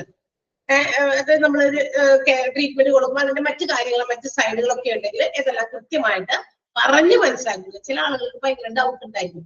ചിലപ്പോൾ മരുന്ന് ഉപയോഗിക്കുന്ന രീതി, ചില മരുന്നുകൾ ഉപയോഗിക്കുമ്പോൾ ഇതെങ്ങനെയാണ്, ഇത് കഴിച്ചാലുണ്ടാകുന്ന ചില സംശയങ്ങൾ ഉണ്ടായിരിക്കും. അത് കൃത്യമായിട്ട് പറഞ്ഞ് കൊടുക്കണം, അവരെ പറഞ്ഞ് മനസ്സിലാക്കിപ്പിക്കണം. ചിലർക്ക് അങ്ങനെ പെട്ടെന്ന് മനസ്സിലാകണമെന്ന് നിർബന്ധമില്ല. സോ ആവശ്യം വേണ്ട സമയത്ത് ഇവരിങ്ങനെ രീതിയിലും പ്രവർത്തിക്കേണ്ടി വരും. Patient councillor ആരായിട്ടാണ്? മീൻസ് ഒരു ടീച്ചറെ പോലെ എന്ന് വെച്ചാൽ കാര്യങ്ങൾ മനസ്സിലാക്കി കൊടുക്കുന്നവരാണല്ലോ. അപ്പൊ അതുകൊണ്ട് diagnosis, treatment options and other sides of care, അതിനൊക്കെ വേണ്ടിയിട്ട് എന്ത് ചെയ്യുക? ഒരു ടീച്ചറെ പോലെ, ഒരു എഡ്യൂക്കേറ്റിംഗ് ആളായിട്ട് പ്രവർത്തിക്കണം പേഷ്യൻസിനും ഫാമിലീസിനുമായിട്ട്. ക്ലിയർ ആയോ? എഡ്യൂക്കേറ്റിംഗ് പേഷ്യൻസ് ആൻഡ് ഫാമിലീസ് മനസ്സിലായോ? നമ്മളൊക്കെ തന്നെ ഹോസ്പിറ്റൽസിൽ പോയി ചെല്ലുമ്പോഴേ ചില കാര്യങ്ങളെ കുറിച്ച് നമുക്ക് സംശയം ഉണ്ടായിരിക്കും. അപ്പൊ നമ്മള് അതത് ഡിപ്പാർട്ട്മെന്റുകളിൽ ചോദിക്കും. അങ്ങനെയുള്ളവരില്ല എങ്കിൽ, അല്ലെങ്കിൽ അവർ പറയും നമുക്കറിയില്ല, ഇന്ന ആളോട് ചോദിക്കണം എന്ന് പറയുമ്പോൾ അവർ നമ്മളെ ഡിറക്ട് ചെയ്ത് തരും. അത് വരുന്നത് ചിലപ്പോൾ പേഷ്യന്റ് കൗൺസിലറൊക്കെ ആയിരിക്കും. അപ്പൊ അവരുടേതായ രീതിയിൽ അവരതിനെ നമുക്കൊരു സൊല്യൂഷനായിട്ട് തരാൻ പറ്റും. Advocating four patients. അഡ്വക്കേറ്റിംഗ് എന്ന് പറഞ്ഞാൽ എന്താ? ഹെൽത്ത് കെയർ സിസ്റ്റത്തില് എന്താ പറയാ, അവരുടേതായ ആവശ്യങ്ങൾ, ഇപ്പൊ പേഷ്യൻസ് വരുമ്പോ ദേ ഹാവ് സം നീഡ്സ്, അവരുടേതായ ആവശ്യങ്ങളൊക്കെ ഉണ്ടല്ലോ. അപ്പൊ അതെല്ലാം കൃത്യമായിട്ട് നടത്തപ്പെടാനായിട്ട് അതിന് ഹെൽപ്പ് ചെയ്യുന്ന ഒരു എന്താ പറയാ, അഡ്വക്കേറ്റ് എന്നുള്ള രീതിയിലും പ്രവർത്തിക്കേണ്ടത് പേഷ്യന്റ് കൗൺസിലർ തന്നെയാണ്. Helping them navigate the health care system and make sure that their needs are met. നമ്മളുടേതായ ആവശ്യങ്ങൾ നമുക്ക് നടന്നു കിട്ടുന്നുണ്ട്, നമ്മളുടെ കാര്യങ്ങൾ നമ്മൾ എന്തിനു വേണ്ടിയിട്ടാണോ ഹോസ്പിറ്റലിൽ വന്നത് അതെല്ലാം കൃത്യമായിട്ട് നിറവേറ്റി കിട്ടുന്നുണ്ട് എന്ന് ഉറപ്പുവരുത്തണം. ആര്? പേഷ്യന്റ് കൗൺസിലറാണ് ഉറപ്പുവരുത്തേണ്ടത്. ക്ലിയർ ആയോ? മനസ്സിലായോ? യെസ്. അടുത്തത് പ്രൊവൈഡിങ് റിസോഴ്സസ്. ഇനി ഹോസ്പിറ്റൽസില് വരുന്ന പേഷ്യൻസ് ആൻഡ് ദെയർ ഫാമിലീസിന് ആവശ്യമായിട്ടുള്ള റിസോഴ്സസ്, അവർക്ക് എന്തൊക്കെ സാധനങ്ങൾ വേണം, എന്തൊക്കെ ഇൻഫോർമേഷൻസ് അവർക്ക് കൊടുക്കണം, ഇതെല്ലാം ലൈക്ക് ഫിനാൻഷ്യൽ അസിസ്റ്റൻസ്, അവർക്ക് കൊടുക്കേണ്ട സപ്പോർട്ട്, പിന്നെ എന്താ പറയാ മറ്റു സർവീസസ് എല്ലാം പറഞ്ഞു കഴിയുമ്പോൾ നമുക്കറിയാലോ ഒരു പേഷ്യന്റ് കൗൺസിലറുടെ ഉത്തരവാദിത്തമാണ് എല്ലാ രീതിയിലും അവരെ സഹായിക്കുക. വേണ്ട സാധനങ്ങളോ സാമഗ്രികളോ അല്ലെങ്കിൽ ഏതെങ്കിലും തരത്തിലുള്ള ഇൻഫോർമേഷൻസോ എന്താണോ അവർക്ക് വേണ്ടത് അത് കൃത്യമായിട്ട് കൊടുക്കുക. അവരുടേതായ രീതിയിൽ അത്തരം സേവനങ്ങളെല്ലാം പ്രൊവൈഡ് ചെയ്യുക. പ്രൊവൈഡിങ് റിസോഴ്സസ് കേട്ടോ. ഇൻഫോർമേഷൻ കൊടുത്തിട്ടുള്ള സപ്പോർട്ട് ആകാം, ഫിനാൻഷ്യൽ അസിസ്റ്റന്റ് ആണോ അങ്ങനെയാകാം, മറ്റ് സർവീസസ് ആണോ, എന്താണ് ഇതെല്ലാം പ്രൊവൈഡ് ചെയ്യേണ്ടത്. എല്ലാ വിഭവവും എന്താണെങ്കിലും ചിലപ്പോൾ നമുക്ക് കാണാൻ പറ്റുന്ന വിഭവങ്ങളായിരിക്കാം, ചിലപ്പോൾ കാണാൻ പറ്റാത്ത ഇമോഷണൽ സപ്പോർട്ട് കൊടുക്കുന്നതൊന്നും കാണാൻ പറ്റില്ല. നമ്മൾ അവരെ ഹെൽപ്പ് ചെയ്യാണ്, മെന്റലി അവരെ സ്ട്രോങ് ആക്കുകയാണ്. അപ്പൊ അതൊന്നും പുറത്ത് നമുക്ക് കാണാൻ പറ്റുന്ന കാര്യമില്ല. മറ്റ് അസിസ്റ്റൻസ്, മറ്റു രീതിയിലുള്ള സഹായങ്ങൾ സാധനങ്ങളുടെ രൂപത്തിൽ കൊടുക്കുമ്പോൾ നമുക്ക് കാണാം. അങ്ങനെയുള്ളത് എന്താണെങ്കിലും അത് പ്രൊവൈഡ് ചെയ്യേണ്ടത് നമ്മളുടെ ഈ പറയുന്ന പേഷ്യന്റ് കൗൺസിലിംഗ് ആണ്. Coordinating care. കോർഡിനേറ്റിംഗ് കെയർ എന്ന് പറഞ്ഞാൽ എന്താ? എവറി സർവീസസ് ആൻഡ് ട്രീറ്റ്മെന്റ് ഏതൊക്കെ ഡിപ്പാർട്ട്മെന്റിൽ പോകുന്നുണ്ടോ ആ ഡിപ്പാർട്ട്മെന്റുകളിൽ നിന്നൊക്കെ ആവശ്യത്തിന് അവർക്ക് കെയറും ട്രീറ്റ്മെന്റും അതുപോലെ തന്നെ സർവീസസും കിട്ടുന്നുണ്ട് എന്നുള്ളതൊക്കെ ഉറപ്പുവരുത്തുക. അപ്പൊ ഇപ്പൊ ഏതൊക്കെ ഡിപ്പാർട്ട്മെന്റിൽ പേഷ്യന്റ് പോകുന്നുണ്ട് അവിടെ നിന്നും യാതൊരു രീതിയിലുള്ള എന്താ പറയാ നെഗറ്റീവ് ഒരു ഇതൊന്നും ഇവർക്ക് ഫേസ് ചെയ്യേണ്ടി വന്നിട്ടില്ല എന്ന് ഉറപ്പുവരുത്തണം. അത് പേഷ്യന്റ് കൗൺസിലർ അല്ലെങ്കിൽ പേഷ്യന്റ് അഡ്വക്കേറ്റിന്റെ ഡ്യൂട്ടിയാണ്, റെസ്പോൺസിബിലിറ്റിയാണ്. Patient counsellor is accountable for organising care between health care providers and the patient, ensuring patients receive the essential services and treatment. അത്യാവശ്യത്തിന് അവർക്ക് കിട്ടേണ്ട ട്രീറ്റ്മെന്റും സർവീസസും കൃത്യമായി ഹെൽത്ത് കെയറിൽ നിന്ന് കിട്ടുന്നുണ്ട്, അവരിൽ നിന്ന് കിട്ടുന്നുണ്ടെന്ന് ഉറപ്പുവരുത്തണം ആര്? Patient councillor. കോർഡിനേറ്റിംഗ് കെയർ കേട്ടോ. അടുത്തത് ഡെവലപ്പിംഗ് കെയർ പ്ലാൻസ്. പുതിയ പുതിയ പ്ലാനിങ്ങുകളൊക്കെ കൊണ്ടുവരിക ഫോർ ദ ഡെവലപ്മെന്റ്. പേഷ്യൻസിന് കൊടുക്കുന്ന സർവീസസ് ട്രീറ്റ്മെന്റിലൊക്കെ പുതിയ മാറ്റങ്ങൾ വേണം, കുറെ വികസനങ്ങൾ കൊണ്ടുവരണം. അല്ലെങ്കിൽ അവരുടെ ലക്ഷ്യങ്ങൾ, പുതിയ പുതിയ ലക്ഷ്യങ്ങൾ ഉണ്ടാക്കണം. നമുക്ക് ഇങ്ങനെ മാത്രം പോയാൽ പോരാ. We have some other goals. നമുക്ക് മറ്റ് ആവശ്യങ്ങളുണ്ട്, മറ്റ് എന്താ പറയാ എയിംസ്, ലക്ഷ്യങ്ങളുണ്ട്. അതൊക്കെ കൊണ്ടുവരിക. അപ്പൊ അത് ഹെൽത്ത് കെയറിനകത്ത് കൊണ്ടുവരുമ്പോൾ മറ്റുള്ളവർക്കും അവരവരുടെ ആവശ്യങ്ങളൊക്കെ മീറ്റ് ചെയ്യപ്പെടുന്നുണ്ടെന്ന് നമുക്ക് ഉറപ്പുവരുത്താൻ പറ്റും. അപ്പൊ എന്തൊക്കെയാണോ പുതിയ പുതിയ ഡെവലപ്പിംഗ് പ്ലാനുകൾ അതൊക്കെ പുതിയതായിട്ട് കൊണ്ടുവരിക, അതൊക്കെ നടപ്പിലാക്കുക. ഓരോന്ന് തീരുമ്പോൾ മറ്റൊന്ന് പുതിയ പുതിയ ഗോൾസ് കൊണ്ടുവരിക. നമ്മൾ ഒരുപാട് ലക്ഷ്യങ്ങൾ ഉണ്ടെങ്കിൽ കുറെ ലക്ഷ്യങ്ങൾ നേടി കഴിയുമ്പോൾ പിന്നെ മിണ്ടാതെ ഇറങ്ങാതിരിക്കുകയല്ലോ, അടുത്ത ലക്ഷ്യങ്ങളിലേക്ക് പോകും നമ്മള്. നമുക്ക് ഇപ്പൊ ഒരു ലക്ഷ്യമുണ്ട്. സോ ഇപ്പൊ നമ്മുടെ ലക്ഷ്യം ഹോസ്പിറ്റൽ അഡ്മിനിസ്ട്രേഷൻ എന്താ പറയാ നമ്മുടെ EPG കോഴ്സ് കംപ്ലീറ്റ് ചെയ്യുക, അല്ലെങ്കിൽ ഡിപ്ലോമ കോഴ്സ് കംപ്ലീറ്റ് ചെയ്യുക എന്നൊക്കെ ആയിട്ടുള്ള ചില ചിന്തകളും അല്ലെ ചില എയിംസും ഒക്കെ ആയിട്ടാണ് നമ്മൾ ഇവിടെ ഇരിക്കുന്നത് അല്ലെ. ഈ ഒരു കോഴ്സ് ഡിപ്ലോമ കംപ്ലീറ്റ് ചെയ്യണമെന്ന് ആഗ്രഹമുള്ളവരുണ്ട്, PG കംപ്ലീറ്റ് ചെയ്യണമെന്ന് ആഗ്രഹം. അപ്പൊ ആ ഒരു എയിം ഉണ്ട്. ഡിപ്ലോമ കഴിഞ്ഞ് കഴിയുമ്പോൾ നമുക്ക് നെക്സ്റ്റ് നമ്മളുടെ ഒരു ഗോളായി എന്ത്? ഡിപ്ലോമ കഴിഞ്ഞു. So I have to have the PG. ഇതിന്റെ PG കൂടി എനിക്ക് എടുക്കണം എന്ന് ചിന്ത വരും. അപ്പൊ അടുത്ത ഗോളാണ് അത് കംപ്ലീറ്റ് ചെയ്ത് കഴിയുമ്പോൾ ഇനി എനിക്ക് ഇതുമായിട്ട് ബന്ധപ്പെട്ട ഒരു ജോലി തരണം. ലക്ഷ്യങ്ങൾ നമുക്ക് ഇങ്ങനെ ഉണ്ടായിക്കൊണ്ടേയിരിക്കണം. തീർച്ചയായിട്ടും ലക്ഷ്യങ്ങൾ ഉണ്ടാക്കുമ്പോഴാണ് നമുക്ക് അടുത്ത പടിയിലേക്ക് നീങ്ങാനുള്ള ഒരു മൈൻഡ് വരിക അല്ലെ. അപ്പൊ അത്തരം ലക്ഷ്യങ്ങൾ, പുതിയ പുതിയ ലക്ഷ്യങ്ങൾ കൊണ്ടുവരിക, പ്ലാനുകൾ കൊണ്ടുവരിക, അത് നേടുക, പ്രാബല്യത്തില് കൊണ്ടുവരിക. Okay, developing care plans. അതിനും നമ്മുടെ മെയിൻ പോയിന്റ് മാത്രം പഠിച്ചാൽ മതി, ബാക്കിയൊക്കെ നിങ്ങൾ വായിച്ചു നോക്കുക. Monitoring progress. ഇനി മേഖലകളില് ഡിപ്പാർട്ട്മെന്റുകളിൽ എവിടേക്കാണോ ഇംപ്രൂവ്മെന്റുകൾ കൊണ്ടുവന്നേക്കേണ്ടത് അല്ലെങ്കിൽ കൊണ്ടുവരേണ്ടത് അതൊക്കെ കൊണ്ടുവന്നിട്ടുണ്ടെങ്കിൽ അതൊക്കെ മോണിറ്റർ ചെയ്യുക. പുതിയ പുതിയ മാറ്റങ്ങൾ കൊണ്ടുവന്നു, മാറ്റങ്ങൾ കൊണ്ടുവന്നിട്ട് പിന്നെ അങ്ങോട്ട് തിരിഞ്ഞു നോക്കാതിരിക്കരുത്, അത് മോണിറ്റർ ചെയ്യുക. പേഷ്യൻസിനെ കുറിച്ച കാര്യങ്ങളായിക്കോട്ടെ, ഹോസ്പിറ്റൽസിന്റെ കാര്യങ്ങളായിക്കോട്ടെ, പേഷ്യൻസിന്റെ പ്രോഗ്രസ് അതുപോലെ തന്നെ അവരുടെ ആവശ്യങ്ങൾ എല്ലാം നമ്മൾ നിവർത്തിക്കുന്നുണ്ട്. അപ്പൊ അതിന് അനുസരിച്ചിട്ട് മാറ്റങ്ങൾ കൊണ്ടുവന്നപ്പോ എന്താണ് ഇവിടെയുള്ള മാറ്റം അത് മോണിറ്റർ ചെയ്യുക, അതിനനുസരിച്ച് അഡ്ജസ്റ്റ്മെന്റുകളും ചെയ്യുക നമ്മുടെ പ്ലാനിനൊപ്പം തന്നെ. മനസ്സിലായോ? മോണിറ്റർ ചെയ്താലേ നമുക്ക് മനസ്സിലാക്കാൻ പറ്റുള്ളൂ എവിടേക്കാണ് പോരായ്മകൾ ഇനിയും ഉള്ളത്. ആ പോരായ്മകളെ വീണ്ടും കണ്ടെത്തുമ്പോൾ അതിന് നമ്മൾ എന്ത് ചെയ്യണം? മാറ്റങ്ങൾ കൊണ്ടുവരണം. അതാണ് മോണിറ്ററിംഗ് പ്രോഗ്രസ് എന്ന് പറയുന്ന പോയിന്റ്. ക്ലിയർ ആയോ? അപ്പോ നമ്മുടെ പേഷ്യന്റ് കൗൺസിലറിന്റെ പ്രധാനപ്പെട്ട റെസ്പോൺസിബിലിറ്റീസ് അല്ലെങ്കിൽ ജോബ് സമ്മറിയാണ് പ്രൊവൈഡിങ് ഇമോഷണൽ സപ്പോർട്ട് കേട്ടോ. ഇമോഷണൽ സപ്പോർട്ട് നമ്മൾ നേരത്തെ എവിടെയും കേട്ടില്ല. നമ്മുടെ ഇത്രയും മെഡിക്കൽ സെക്രട്ടറിനെ പറഞ്ഞു, OP എക്സിക്യൂട്ടീവും പറഞ്ഞു, OP സെക്രട്ടറിനെയും പറഞ്ഞു അല്ലെ, പിന്നെ ഹോസ്പിറ്റൽ അഡ്മിനിസ്ട്രേറ്റർ പറഞ്ഞു. ഇങ്ങനെ ഒരു സാധനം കണ്ടില്ല. അപ്പൊ ഇമോഷണൽ സപ്പോർട്ട് കൊടുക്കുന്നത് പേഷ്യന്റ് കൗൺസിലർ ആണ്. എഡ്യൂക്കേറ്റിംഗ് പേഷ്യൻസ് ആൻഡ് ഫാമിലീസിനെയും പേഷ്യൻസിനെയൊക്കെ ആവശ്യം വേണ്ട സമയത്ത് പല എന്താ പറയാ അറിവുകൾ പകർന്നു കൊടുക്കാനായിട്ട് ഇവരാണ് പേഷ്യന്റ് കൗൺസിലർ ആണ്. പിന്നെ അഡ്വക്കേറ്റിംഗ് ആയിട്ടും പേഷ്യൻസിന്റെ അഡ്വക്കേറ്റ്സ് ആയിട്ടും പ്രവർത്തിക്കുന്നത് പേഷ്യന്റ് കൗൺസിലർ തന്നെയാണ്. ആവശ്യം വേണ്ട റിസോഴ്സസ് പ്രൊവൈഡ് ചെയ്യുന്നത്, coordinating care, developing care plans, monitoring progress. ഇതൊന്നും നമ്മൾ നേരത്തെ പറഞ്ഞ ആരുടെയും എന്തിൽ കണ്ടില്ല? റെസ്പോൺസിബിലിറ്റീസിൽ കണ്ടോ? ഈ പോയിന്റുകൾ ഏതാണോ? കണ്ടില്ലല്ലോ, പുതിയ പോയിന്റ് ആണ്. ഓക്കെ, ക്ലിയർ ആയോ? അതുകൊണ്ടാണ് ഈ 7 പോയിന്റ് ആ ബോൾഡ് ആയിട്ട് എഴുതിയിരിക്കുന്ന പോയിന്റ്സ് തന്നെ പഠിക്കണമെന്ന് പറഞ്ഞത്. ഓക്കെ, സോ പേഷ്യന്റ് കൗൺസിലർ എന്ന് പറയുന്നത് ലൈക്ക് നമ്മൾ പറഞ്ഞു ഒരു പേഷ്യന്റ് അഡ്വക്കേസി അല്ലെങ്കിൽ പേഷ്യന്റിന്റെ advocate and for their patients and also their families, പേഷ്യൻസിനും ഫാമിലീസിനും അഡ്വക്കേറ്റ് ആയിട്ടും പിന്നെ മാത്രമല്ല ഇമോഷണൽ സപ്പോർട്ട് കൊടുക്കുന്ന ആളുകളൊക്കെ ആയിട്ട് പ്രവർത്തിക്കുന്ന സമയത്ത് they have to provide high quality care. തീർച്ചയായിട്ടും അവർക്ക് കൊടുക്കുന്ന ഇമോഷണൽ സപ്പോർട്ട് അതുപോലെ തന്നെ അഡ്വക്കസി എന്ന് പറയുന്ന കാര്യങ്ങളിൽ തന്നെ ഹൈ ക്വാളിറ്റി സർവീസ് പേഷ്യൻസിന് കൊടുക്കുക എന്നുള്ളത് തന്നെയാണ് പേഷ്യന്റ് കൗൺസിലറുടെ ലക്ഷ്യം. അതിനു വേണ്ടിയിട്ട് അവർക്ക് എന്തുണ്ടായിരിക്കണം അറിയാമോ? സ്ട്രോങ് കമ്മ്യൂണിക്കേഷൻ സ്കിൽ, നല്ലൊരു കമ്മ്യൂണിക്കേഷൻ സ്കിൽ ഉണ്ടായിരിക്കും, നല്ല ഉറപ്പുള്ള, അങ്ങോട്ട് മാറാൻ പറയുമ്പോൾ അങ്ങോട്ട് ഇങ്ങോട്ട് അങ്ങനെ പാടില്ല, ഒരു സ്ട്രോങ് കമ്മ്യൂണിക്കേഷൻ സ്കിൽ ഉണ്ടായിരിക്കണം. എംപതി, അവരോട് ഒരു സഹാനുഭൂതി, അല്ലെ, ഒരു സഹാനുഭൂതി എന്ന് പറയുന്ന ഒരു സാധനമുണ്ടല്ലോ, സിംപതി എംപതി ഒക്കെ.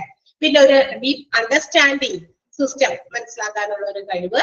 അതുപോലെ തന്നെ ആവശ്യത്തിന് അവൻ തന്റേതായ റോള് സക്സസ്ഫുൾ ആക്കാൻ വേണ്ടി എന്തൊക്കെ കാര്യങ്ങൾ വേണോ ആ ഒരു കാര്യങ്ങൾക്കൊക്കെ വേണ്ടിയിട്ടുള്ള സ്കിൽ, എബിലിറ്റി ആർക്കുണ്ടായിരിക്കണം? നമ്മുടെ പേഷ്യന്റ് കൗൺസിലറിന്റെ ഉണ്ടായിരിക്കണം കേട്ടോ. ആ ഒരു സെന്റൻസ് ഒന്ന് അണ്ടർലൈൻ ചെയ്തിട്ടാ.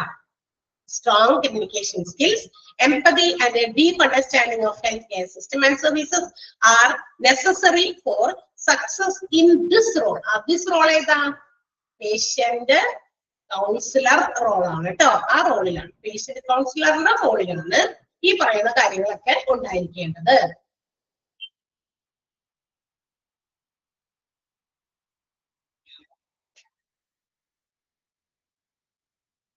Okay,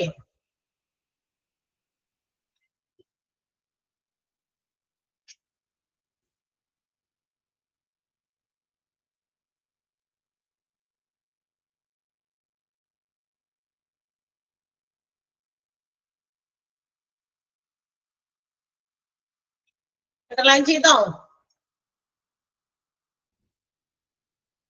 okay, yes.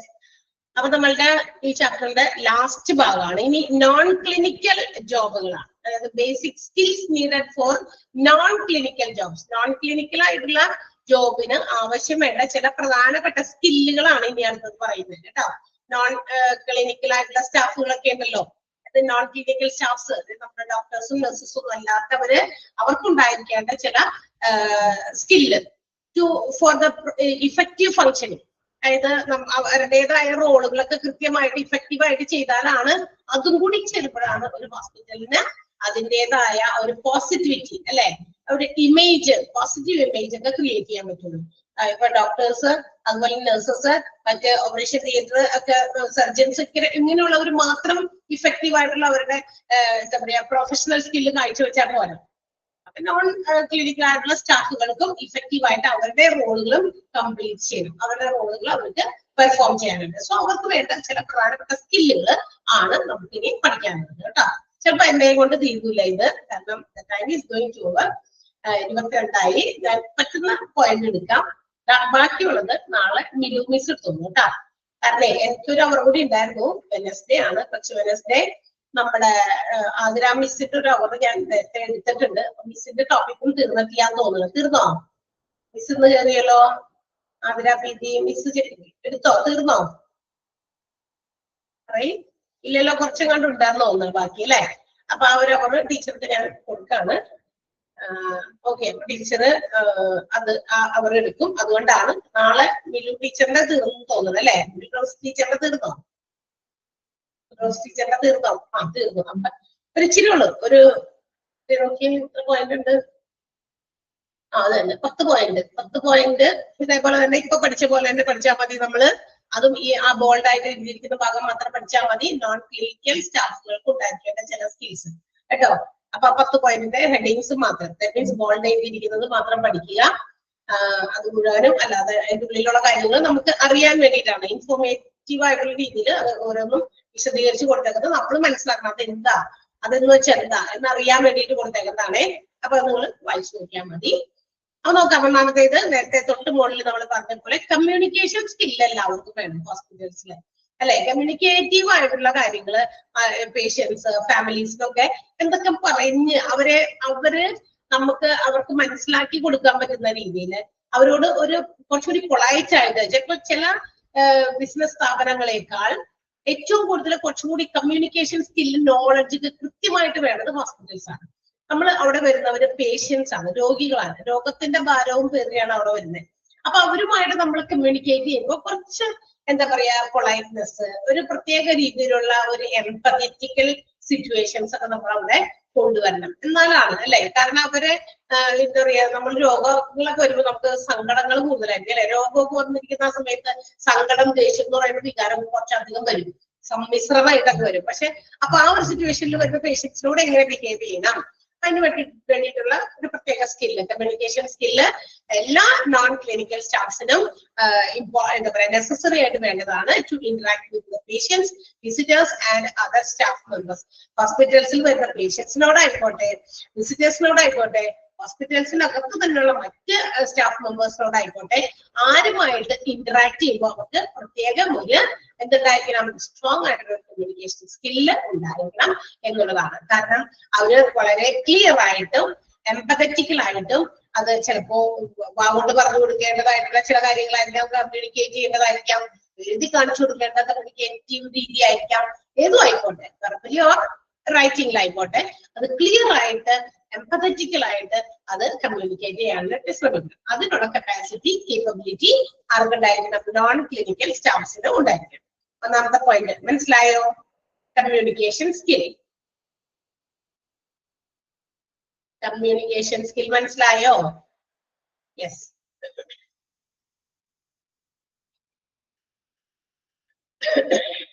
നമ്മൾ തന്നെ തീർക്കാമെന്ന് ഞാൻ വിചാരിച്ചിരുന്നായിരുന്നു. പക്ഷെ ലാസ്റ്റ് ഒരു 1 hour വെനസ്ഡേയിലെ ടീച്ചർക്ക് വേണമെന്ന് പറഞ്ഞതുകൊണ്ട്, അല്ലെങ്കിൽ ഞാൻ ടീച്ചർക്ക് കൊടുക്കില്ലായിരുന്നു, ഞാൻ തന്നെ കംപ്ലീറ്റ് ചെയ്തേനെ. പക്ഷെ നമ്മള് അത്രയധികം എന്താ പറയാ പതുക്കെ പോയത്, പറ്റാവുന്ന രീതിയിൽ നമ്മളത് കാര്യങ്ങള് എന്താ പറയാ എക്സ്പ്ലെയിൻ ചെയ്തിട്ടുണ്ട്. പക്ഷെ പിന്നെ അങ്ങോട്ട് വെറുതെ റോക്കറ്റ് വിട്ട പോലെ പോകാൻ പറ്റൂലല്ലോ അല്ലെ, പറ്റുമോ? അതുകൊണ്ടാണ് തീരാതെ പോയത്. 1 hour കൂടി ഉണ്ടായിരുന്നെങ്കിൽ അതൊക്കെ നമുക്ക് തന്നെ തീർക്കാമായിരുന്നു, പക്ഷെ പറ്റില്ല. സോ അടുത്ത ടീച്ചർ എടുത്തോളൂ കേട്ടോ. മറുപടി പറയാം. Customer service skill. കസ്റ്റമേഴ്സ് ആരും ഹോസ്പിറ്റലിലെ കസ്റ്റമർ ആരാ? ഒബ്വിയസ്ലി പേഷ്യൻസ് ആണ്. അപ്പൊ നോൺ ക്ലിനിക്കൽ സ്റ്റാഫിന് നമുക്കറിയാം, അവര് എന്താ പറയാ ഈ പറയുന്ന പേഷ്യൻസ് അതുപോലെ വിസിറ്റേഴ്സുമായിട്ടൊക്കെ കോണ്ടാക്ട് ചെയ്യേണ്ടി വരും. ഹോസ്പിറ്റലിൽ വരുന്ന പേഷ്യൻസുമായിട്ടോ വിസിറ്റേഴ്സുമായിട്ടൊക്കെ അവര് ചിലപ്പോ ആദ്യം എന്താ പറയാ നോൺ ക്ലിനിക്കലായിട്ട് പ്രവർത്തിക്കുന്നവരുടെ റിസപ്ഷനില്, അതുപോലെ തന്നെ ഫ്രണ്ട് ഓഫീസിലൊക്കെ. അപ്പൊ ഇവരൊക്കെ ആദ്യം ഒരു ഹോസ്പിറ്റലിൽ വരുന്ന പേഷ്യൻസിന്റെ വിസിറ്റേഴ്സിനെ ഒക്കെ ഫസ്റ്റ് കോൺടാക്ട് വരുന്നത് ഇവരൊക്കെയാണ്. അപ്പൊ അതുകൊണ്ട് ഒരു എക്സലന്റ് കസ്റ്റമർ സർവീസ് സ്കില്ല് ഇവർക്ക് തീർച്ചയായിട്ടും ഉണ്ടായിരിക്കണം. ഒരു കാം, എന്താ പറയാ ഭയങ്കര ശാന്തമായിട്ട് അല്ലെ, പേഷ്യൻസിനോടൊക്കെ ചില പണ്ടൊക്കെ അങ്ങനെ ഉണ്ടായിരുന്നു, പക്ഷെ ഇപ്പൊ വളരെ ക്വയറ്റ് ആൻഡ് കാമാണ്. അവർ വളരെ എന്താ പറയാ പൊളൈറ്റ് ആയിട്ടും കാമായിട്ടും കാര്യങ്ങൾ നമ്മൾ ചോദിച്ച് മനസ്സിലാക്കുന്ന രീതിയൊക്കെയാണ്. പണ്ടിട്ട് കുറച്ച് നാളുകൾക്ക് മുമ്പൊക്കെ ഈ പറയുന്ന പോലെ ഇത്തരം എന്താ പറയാ ഹെൽത്ത് കെയർ സർവീസസിലൊക്കെ നമ്മൾ ചെന്ന് കഴിഞ്ഞാൽ അവരിങ്ങനെ ദേഷ്യപ്പെട്ട മറ്റു കാര്യങ്ങൾ. പക്ഷെ ഇന്നിപ്പോ അങ്ങനെയൊന്നും പാടില്ല.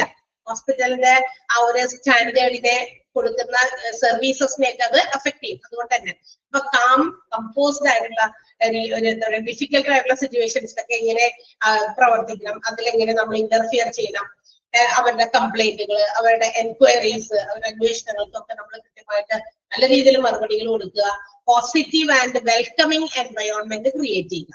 അതൊക്കെ കസ്റ്റമർ സർവീസിന്റെ പ്രത്യേകതകളാണ് കേട്ടോ. അപ്പൊ കസ്റ്റമർ സർവീസ് സ്കില്ല് ആർക്കുണ്ടായിരിക്കണം? ഈ നോൺ ക്ലിനിക്കൽ സ്റ്റാഫ്സിന് ഉണ്ടായിരിക്കണം. They are the first point of communication or contact between the patient and visitors. വിസിറ്റേഴ്സിന്റെയും പേഷ്യൻസിന്റെയും ഒക്കെ ഏറ്റവും ആദ്യത്തെ പോയിന്റ് ഓഫ് കോണ്ടാക്ട് ആണ് ഈ പറയുന്ന നോൺ ക്ലിനിക്കൽ സ്റ്റാഫുകളൊക്കെ വരും. കസ്റ്റമർ സർവീസും അല്ലെങ്കിൽ ഫ്രണ്ട് ഓഫീസും ഒക്കെ ആൾക്കാരൊക്കെയാണ്. They must have some excellent communication customer skill അല്ലെ. കസ്റ്റമറുമായിട്ട് നല്ല രീതിയിൽ കമ്മ്യൂണിക്കേറ്റ് ചെയ്യാൻ സ്കില്ല് ഉണ്ടാക്കണം, ഡെവലപ്പ് ചെയ്തെടുക്കണം എന്നുള്ളതാണ്. Positive and welcoming environment create ചെയ്യണം. ഇതൊക്കെ ഇവരുടെ റെസ്പോൺസിബിലിറ്റി അല്ലെങ്കിൽ ജോബിനകത്ത് പെട്ടതാണ്, അവരുടെ സ്കില്ലാണ്. ക്ലിയർ ആയോ? രണ്ടാമത്തെ point. First and second point ഒന്ന് വായിച്ചു നോക്കാമോ?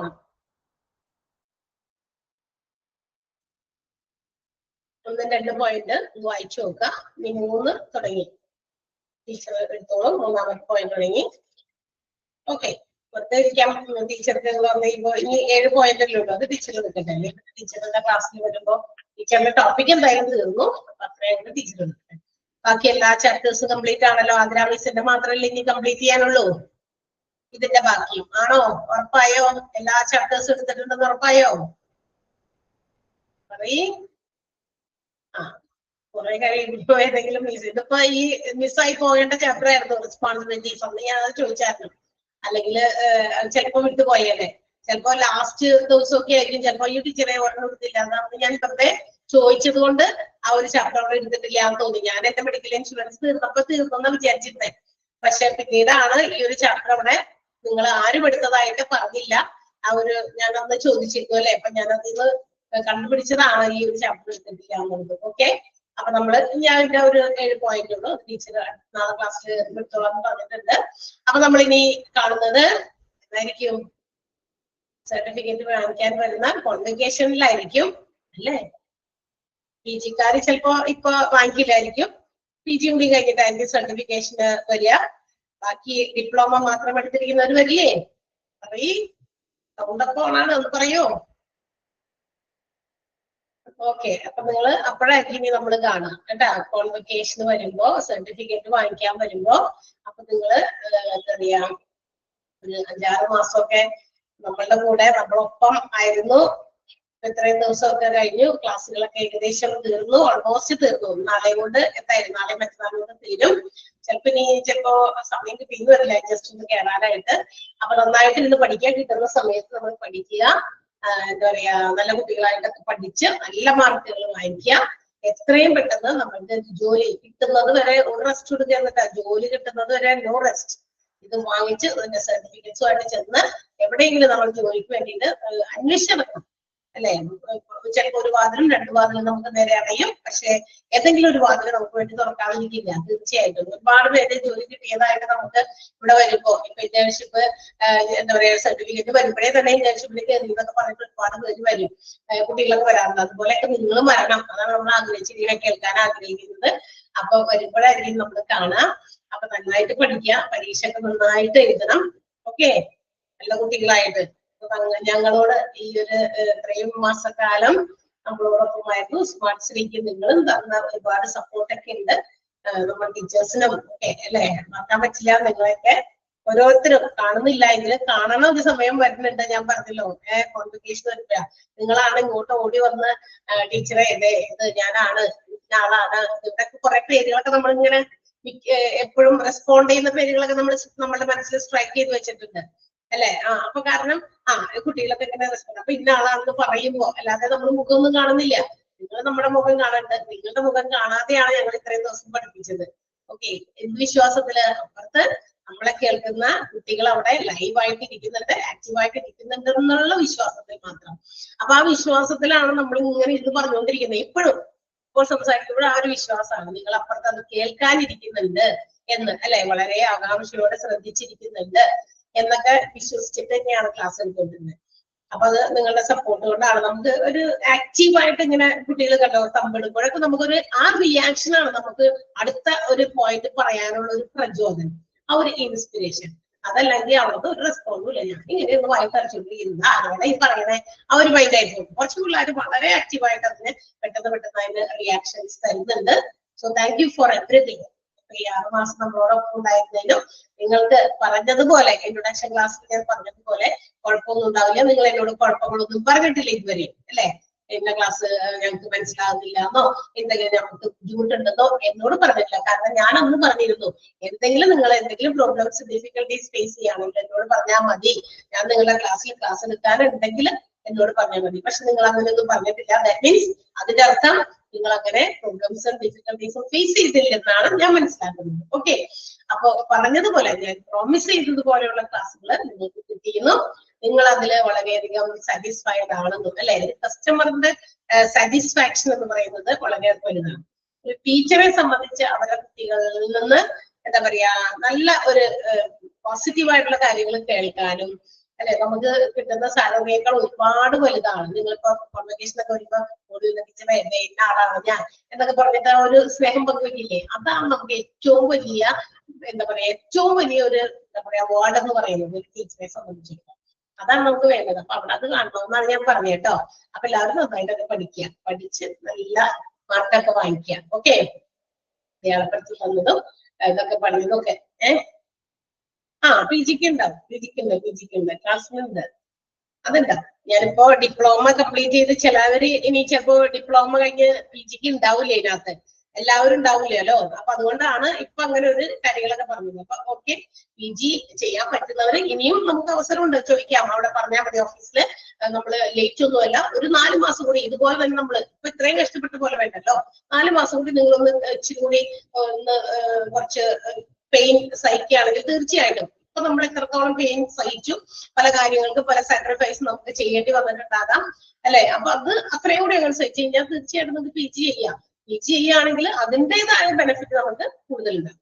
ഓരോന്നിനും അങ്ങനെയാണല്ലോ, ഡിഗ്രി എന്ന് പറയുന്നതും പിജി എന്ന് പറയുന്നതും തമ്മിൽ വ്യത്യാസമുണ്ട്. അപ്പൊ അതനുസരിച്ച് നമ്മൾ ഒരു ലെവലും കൂടി മുകളിലേക്ക് ഉയരുകയാണ്.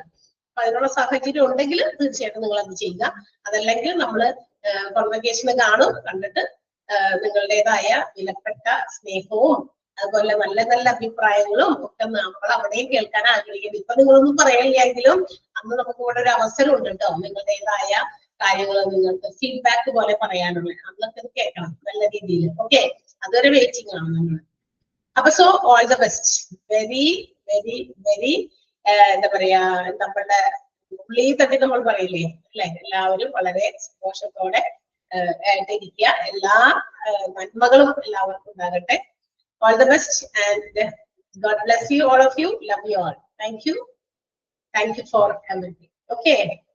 ചിലപ്പോ വലിയല്ലോ, അതുകൊണ്ടാണ് പിജിയിലും കാണുന്നവരെ കാണും. Okay, so thank you. അന്ന് ഇൻട്രൊഡക്ഷൻ ക്ലാസ്സിൽ കണ്ടിട്ട് നമ്മൾ ഇന്ന് ഇവിടെ ഈ ക്ലാസ്സുകളുമായിട്ട് അവസാനിക്കുകയാണ് കേട്ടോ. എല്ലാവരുടെയും മനസ്സിൽ നമ്മളൊക്കെ ഉണ്ടാവും, നിങ്ങളുടെ മനസ്സിൽ നമ്മൾ ഉണ്ടാകുമ്പോഴാണ് നിങ്ങളെ കുറിച്ച് കൂടുതൽ കാര്യങ്ങൾ, ഇതുപോലെ ഞാൻ പോകുന്നതിന് മുമ്പ് ലാസ്റ്റ് കൊടുക്കാറുണ്ട്, എന്റെ നമ്പർ ഞാൻ കൊടുക്കാറുണ്ട്. കാരണം നമ്മുടെ കുട്ടികൾ ഏത് മുക്കിലും മൂലയിലും എന്താ പറയാ, നമ്മളിപ്പോ കേരളത്തില് പല ജില്ലകളിലുള്ളവരാണ്, അവിടേക്ക് ഇരിക്കുന്നവരൊക്കെ ആയിട്ട് ഒരു ചെറിയ ഇടയ്ക്കൊക്കെ ഒന്ന് വിളിച്ചിട്ട് മിസ് ചെയ്തേ, ഞാൻ വെച്ചേ 21 പഠിച്ച ആളാണ് എന്നൊക്കെ, അങ്ങനെ കുറച്ച് കുട്ടികളുണ്ട് കേട്ടോ. അതായത് നമ്മള് നമ്പർ ലാസ്റ്റ് ആണ് ഞാൻ കൊടുക്കുക. ഇൻട്രൊഡക്ഷൻ ക്ലാസ്സിലേക്ക് ഇരിക്കുമ്പോൾ നമ്പർ ഒന്നുമില്ല, അപ്പോഴായിരുന്നില്ല ഞങ്ങൾക്ക് ആവശ്യം, ചിലപ്പോഴാണ് നമ്പർ തന്നെ, ചിലപ്പോൾ നിങ്ങൾക്ക് ഇതുണ്ടാവും. അപ്പൊ നമുക്ക് റെസ്ട്രിക്റ്റഡ് ആണ്, അതുകൊണ്ടാണ് അങ്ങനെ കൊടുക്കാത്തത്. ഇപ്പൊ നമുക്ക് വേണമെങ്കിൽ പറയാം, നിങ്ങൾക്ക് എന്തെങ്കിലുമൊക്കെ ഉണ്ടെങ്കിൽ പഠിക്കുന്ന കാര്യവുമായി ബന്ധപ്പെട്ട് എന്തെങ്കിലും സംശയം ഉണ്ടെങ്കിൽ വിളിക്കാവുന്നതാണ്, എന്നെ കോൺടാക്ട് ചെയ്യാം. നമ്പർ ഒന്ന് വേണമെങ്കിൽ നോട്ട് ചെയ്തു കേട്ടോ, വേണമെങ്കിൽ മാത്രം ചെയ്താൽ മതി. നിങ്ങൾ വിളിക്കുകയാണെങ്കിൽ തീർച്ചയായിട്ടും അപ്പൊ കണ്ടില്ലെങ്കിൽ ഞാൻ തിരിച്ച് വിളിക്കും എന്നുള്ളത് ഉറപ്പാണ്. അല്ലെങ്കിൽ ഒരു ചെറിയ മെസ്സേജ് ആയിട്ട് നിങ്ങൾ ഇട്ടാൽ മതി, ഞാൻ അതിന് റിപ്ലൈ ആയാലും തന്നോളാം. വിളിക്കാൻ പറ്റുന്ന സാഹചര്യത്തിലാണെങ്കിൽ വിളിക്കും. ഓക്കെ, അപ്പൊ നമ്പർ ഒന്ന് നോട്ട് ചെയ്തോ. പേരൊക്കെ ഓർമ്മയുണ്ടല്ലോ അല്ലേ? പേര് ഓർമ്മയില്ലേ? ഓർമ്മയുണ്ടാ? യെസ്, കുഴപ്പമില്ല. അപ്പൊ ഒന്ന് പേരിനോടൊപ്പം ചേർത്ത് എഴുതി വെച്ചോ. 8943571669. എന്നിട്ട് പറയാം 8943571669.